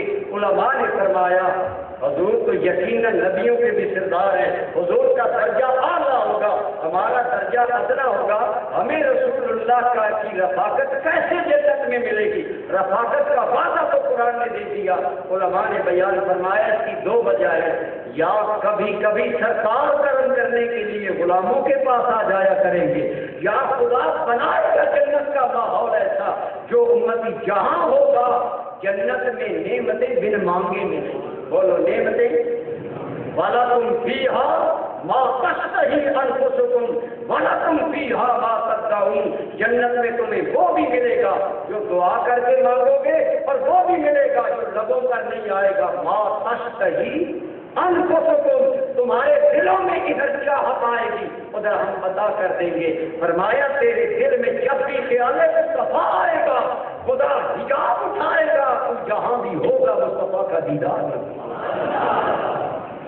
یہ ہے خیال مصطفیٰ۔ آج اپنا خیال نبی سے جوڑ لے، ہر دم نبی یہ بات کو یاد کرنے کی عادت بنا۔ بات دور چلی گئی، بات ہو رہی تھی تعظیم مصطفیٰ کی۔ اگر ایک روزے رکھنے والا، عبادت کرنے والا، داڑھی رکھنے والا، دین کے دعوے کرنے والا، قرآن پڑھنے والے کے دل میں رسول اللہ کا احترام نہیں، فرمایا انہیں دین میں سے کچھ حاصل نہیں ہوگا۔ اب دوسری طرف ثابت عشق کی بازی جیت گیا، رسول اللہ کے احترام میں مسجد کی نمازیں چھوڑ کر گھر بیٹھ گیا، خدا رسول نے جنت کا انعام عطا فرما دیا۔ سچ کہا تھا اقبال نے، لوگوں عشق پر آبان کی بنیاد رکھ، عقل کو تنقید سے فرصت نہیں۔ عقل مناظرے کرواتی ہے، عقل جھگڑے کرواتی ہے، عقل باتیں کرواتی ہے۔ عشق کا بندہ بند، خدا اور مصطفیٰ سے بڑھ کر تیرے عشق کا اور کون مستحق ہو سکتا ہے؟ عشق پر اپنے اعمال کی بنیاد رکھ۔ تو جب صحابہ نے عشق پر عمل کی بنیاد رکھی تو عشق کی ایک جسد نے طے کر دیا اس کو تمام اس زمین و آسمان کو بے طرح سمجھا سمیں، وہ ہم تو سمجھے تھے کہاں غلام، یہ غلام پیغام، کہاں نبیوں کے امام۔ لیکن فرمایا کہ تیرے دل میں سچی طرف ہوگی تو کوئی دوریاں نہیں رہے گی، تو جہاں ہوگا وہاں تمہیں تیرے محبوب کا دیدار عطا کر دیا جائے گا۔ فرمایا فالذین آمنوا بہ وعزروہ ونصروہ۔ رسالت کا تیسرا تقاضا یہ ہے کہ نبی پاک کی نصرت خدمت کریں۔ صحابہ کرام خدمت کر گئے، صدیق خدمت کرتے تھے، حضرت عثمان کرتے تھے۔ دوستو حضور کی خدمت کا عادت ہے کہ نہیں؟ حضرت عثمان غنی کو پتہ چلا سرکار کے گھر میں 3 دن سے چولہا نہیں جلا۔ سچے عاشق نے جب یہ سنا حضرت عثمان کی آنکھوں سے آنسو ٹپکنے لگے، زاروں کے تار ہونے لگے۔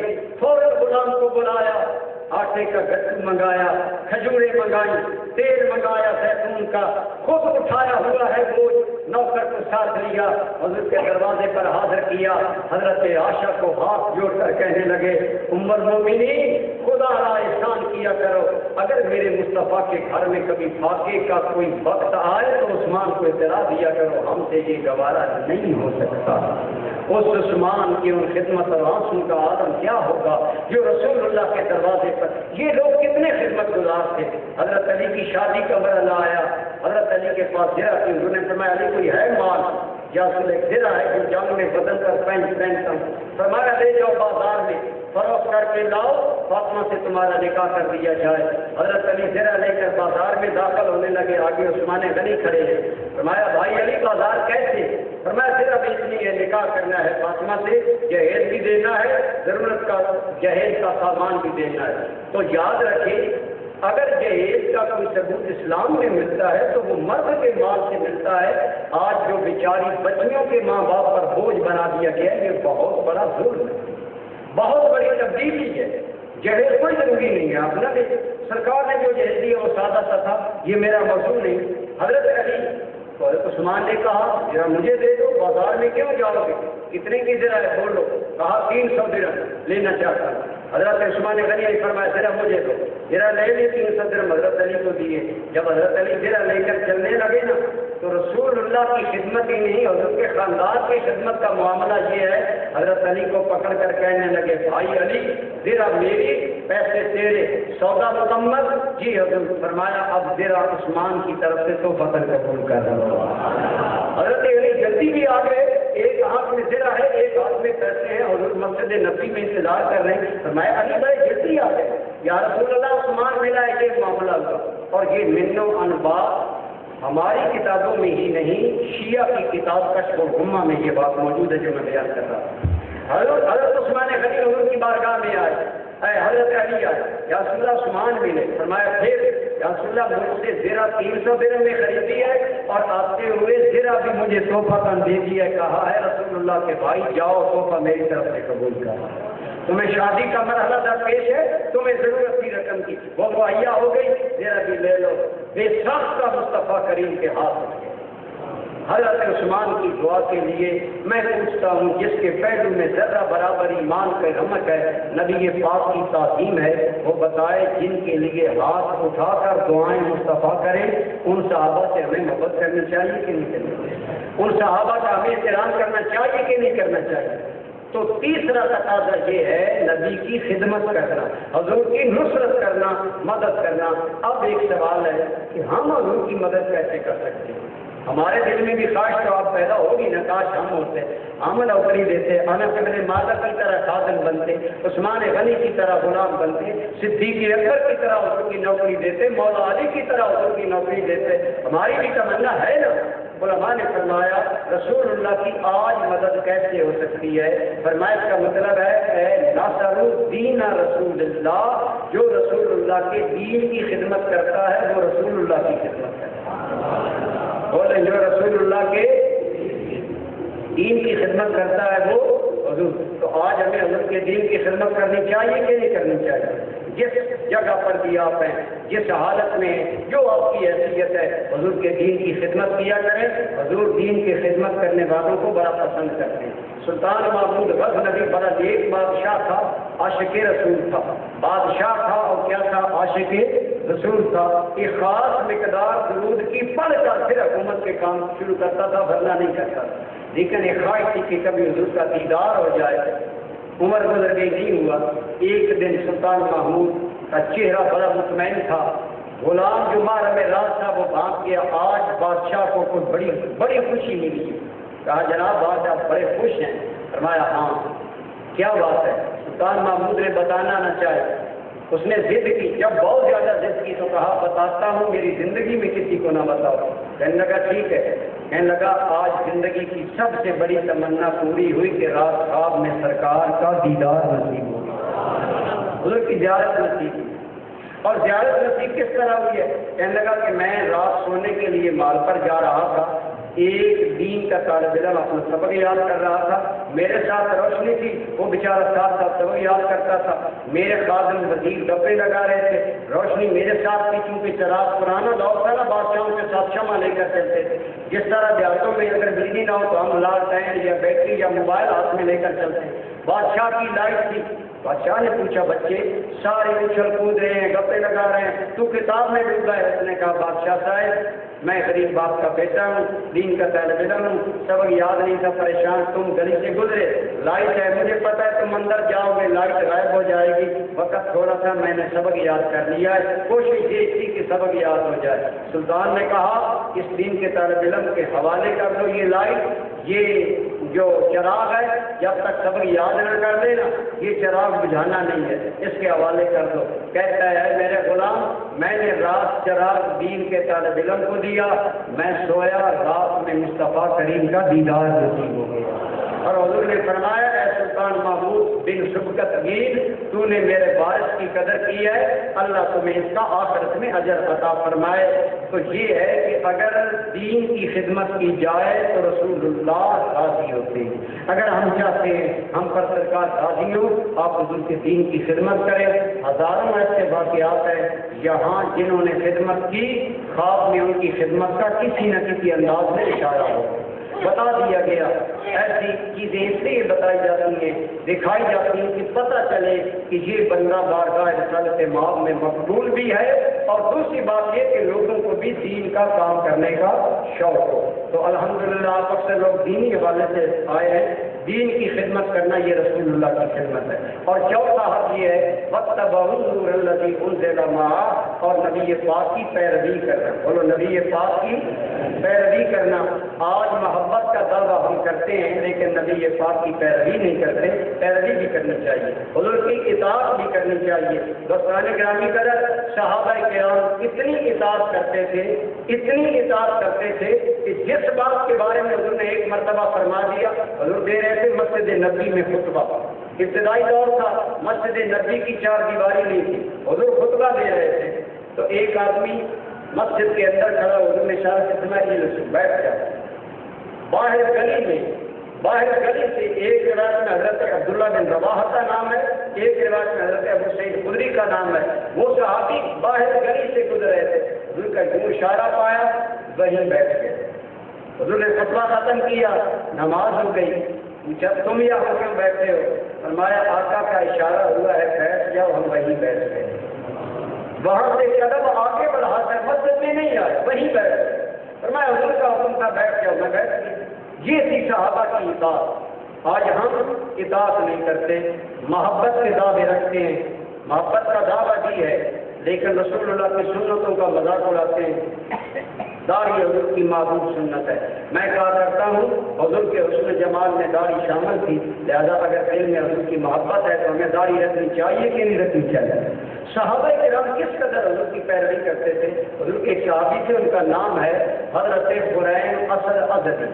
یہ بڑے سرد قد کے نوجوان تھے, بڑا پیارا گورا رنگ تھا, سیاہ کالے بال تھے, اٹھتی جوانی کی, بڑا حسین نوجوان تھا. نام کیا تھا؟ قرین اسد. یہ حضور کے صحابی تھے اور جوان تھے, بڑے خوبصورت تھے. انہیں دو چیزوں کا بڑا شوق تھا. ایک تہبند گھسیٹ کر چلتے تھے, جس طرح ہمارے گاؤں کے بعد چودھری تہبند گھسیٹ کر چلتے ہیں, پتہ چلے نمبردار صاحب گاؤں کی گلیوں کی صفائی کرتے چلے جا رہے ہیں. وڈیرا صاحب, سردار صاحب, سارا جو ہے تو یہ ہم نے تکبر سمجھ رکھا ہے, بڑائی سمجھ رکھا ہے. حالانکہ یہ بڑائی نہیں ہے, حضرت کی سنت کو اپنے ننگے رکھنا ہے. حضرت قرآن کو شوق تھا, ایک تو اپنا تہبند لمبا رکھتے تھے, اور دوسری بات کیونکہ بڑے خوبصورت تھے لہٰذا بال بڑے بڑے رکھے ہوئے تھے اور بال رکھنے کا شوق تھا. ایک دن کسی طرح محفل میں حضرت قرآن کا ذکر آیا تو سرکار نے اتنا کہہ دیا, قرآن بڑا اچھا نوجوان ہے, اگر یہ دو چیزیں میری سنت کے مطابق کر لے, ایک اپنا تہبند اور ایک اپنے بال. محفل ختم ہو گئی, کسی نے حضرت قرآن کو بتایا, قرآن آج حضور نے تمہیں یاد کیا ہے. میں کیوں, کوئی حکم ہے حاضر ہو جاؤ؟ نہیں, حاضر ہونے کا حضور نے کیا, میرا ذکر کس طرح ہوا؟ فرمایا ذکر تیرا اس طرح ہوا, سرکار کے سامنے تیری بات چلی.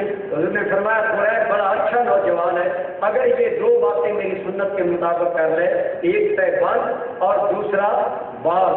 وہیں کھڑے حضرت قرآن نے کینچی منگوائی, اپنے بڑے ہوئے بال کاٹ کر رسول اللہ کی سنت کے مطابق کان کی لو یا نصب تک کر لیے, یا جہاں تک انہیں معلوم تھا درست کر لیے. فوراً تہبند اوپر کر کے چفنے ننگے کر لیے, پنڈلی نظر آنے لگی. ایک دوست نے आज़राए मोहब्बत दिल लगी के लिए कहा, तू तो कहता था ये चीज़ें मेरा शौक है। फरमाया ठीक है, वो मेरा शौक था, ये मेरे महबूब का शौक है। मेरा शौक मेरे महबूब के शौक पर कुर्बान है। हुजूर की ख्वाहिश पर मेरी ख्वाहिश कुर्बान है, हुजूर की चाहत पर मेरी चाहत कुर्बान है। हम जो आज दाढ़ी मुलाते हैं, जो बाल बढ़ाते हैं, जो तहबान लटकाते हैं, जो सुन्नत की खिलाफ वर्जी करते हैं, हमें ज़रूर शर्म आनी चाहिए। अपनी चाहत न करें, मदीने वाले की चाहत इख्तियार कर ले। जो नबी पाक को बात पसंद है वो करे, नबी पाक को नमाज पसंद है, नबी पाक की इताअत ये रिसालत का तकाज़ा है। सहाबा हम से गुजरे हुए थे, एक सहाबी गली में आए थे, उसने भड़कीला लिबास पहना था। कैसा शोक भड़कीला सूरत लिबास पहना था। जैसे आजकल हमारे नाफान लिबास भड़कीले पहनकर मीडिया पर आते हैं और फैशन मुतारफ करवाते हैं, या हमारी गेमों के प्लेयर मुख्तलिफ लिबास पहनकर शोहरत करवाते हैं। उस आदमी ने भड़कीला लिबास पहना था। जब हुजूर ने उसे देखा, हुजूर ने नागवारी में उसकी तरफ से चेहरा फेंक लिया। सहाबी को बात बड़ी नागवार गुजरी, वहीं से वापस चले गए। वो लिबास उतारा और लिबास पहना और उस लिबास को उठाकर आग में डाला। मस्जिद नबी में मुलाकात हुई, उन्होंने फरमाया अभी तुम्हारे बदन पर थोड़ी देर पहले वो लिबास था, वो कहाँ गया? या रसूल अल्लाह, आपके चेहरे पर नागवारी के असरात आए, मेरे ईमान ने गवारा नहीं किया। जिस बात को रसूलुल्लाह पसंद ना पसंद करें, मैं पसंद करूँ।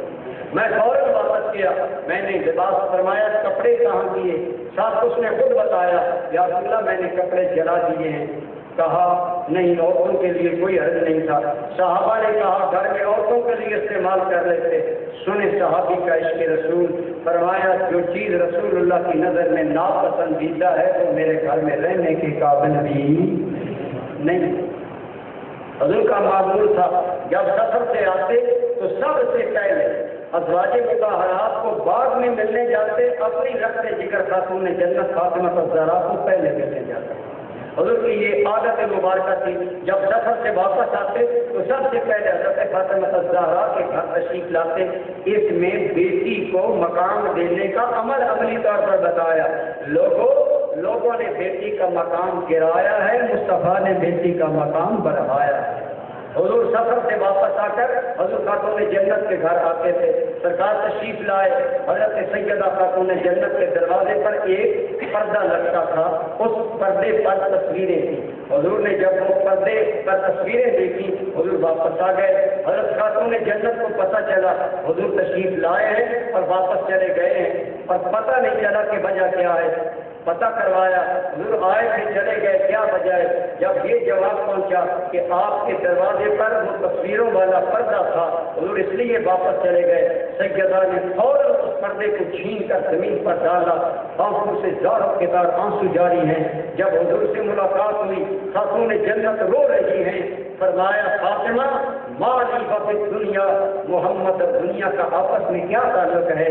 मोहम्मद और इन तस्वीरों का आपस में क्या ताल्लुक है? खातून जन्नत रो रो कर माजरत कर रही थी, और फिर जिंदगी भर अपने दरवाजे पर ऐसी कोई तस्वीर लटकाना पसंद नहीं की।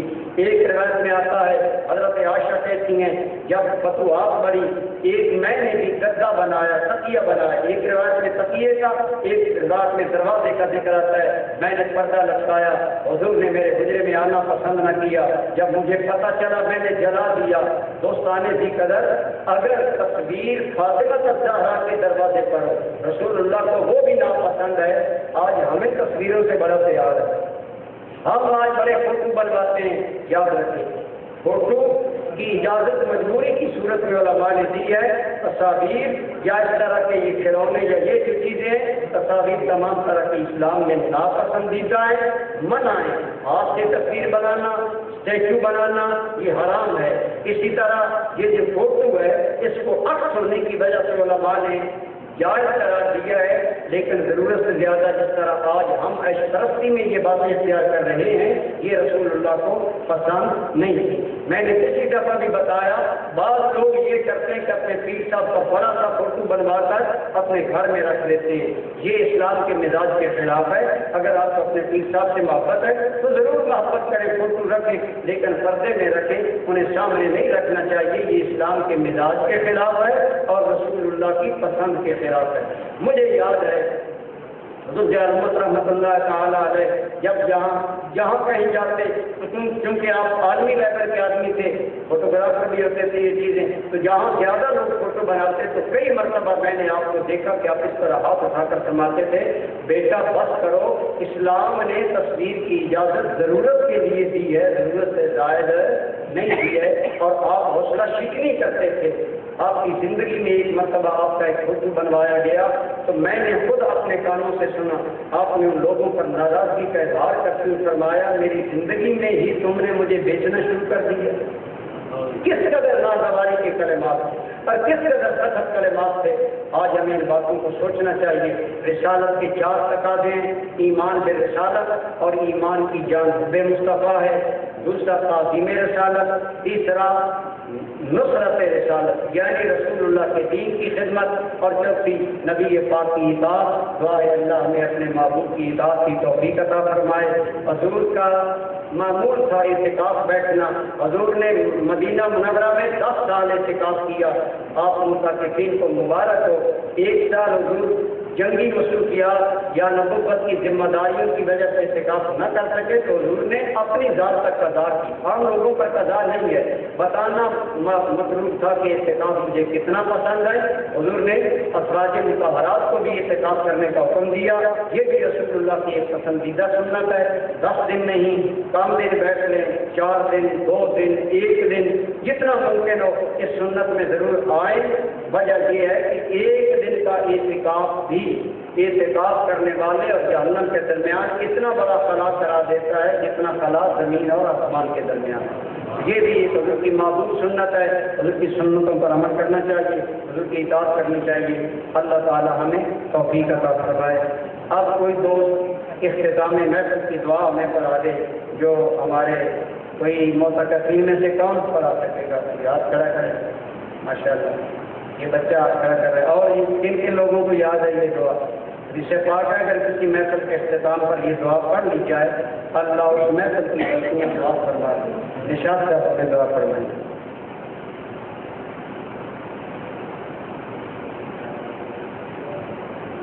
اعوذ باللہ من الشیطان الرجیم، بسم اللہ الرحمن الرحیم، سبحان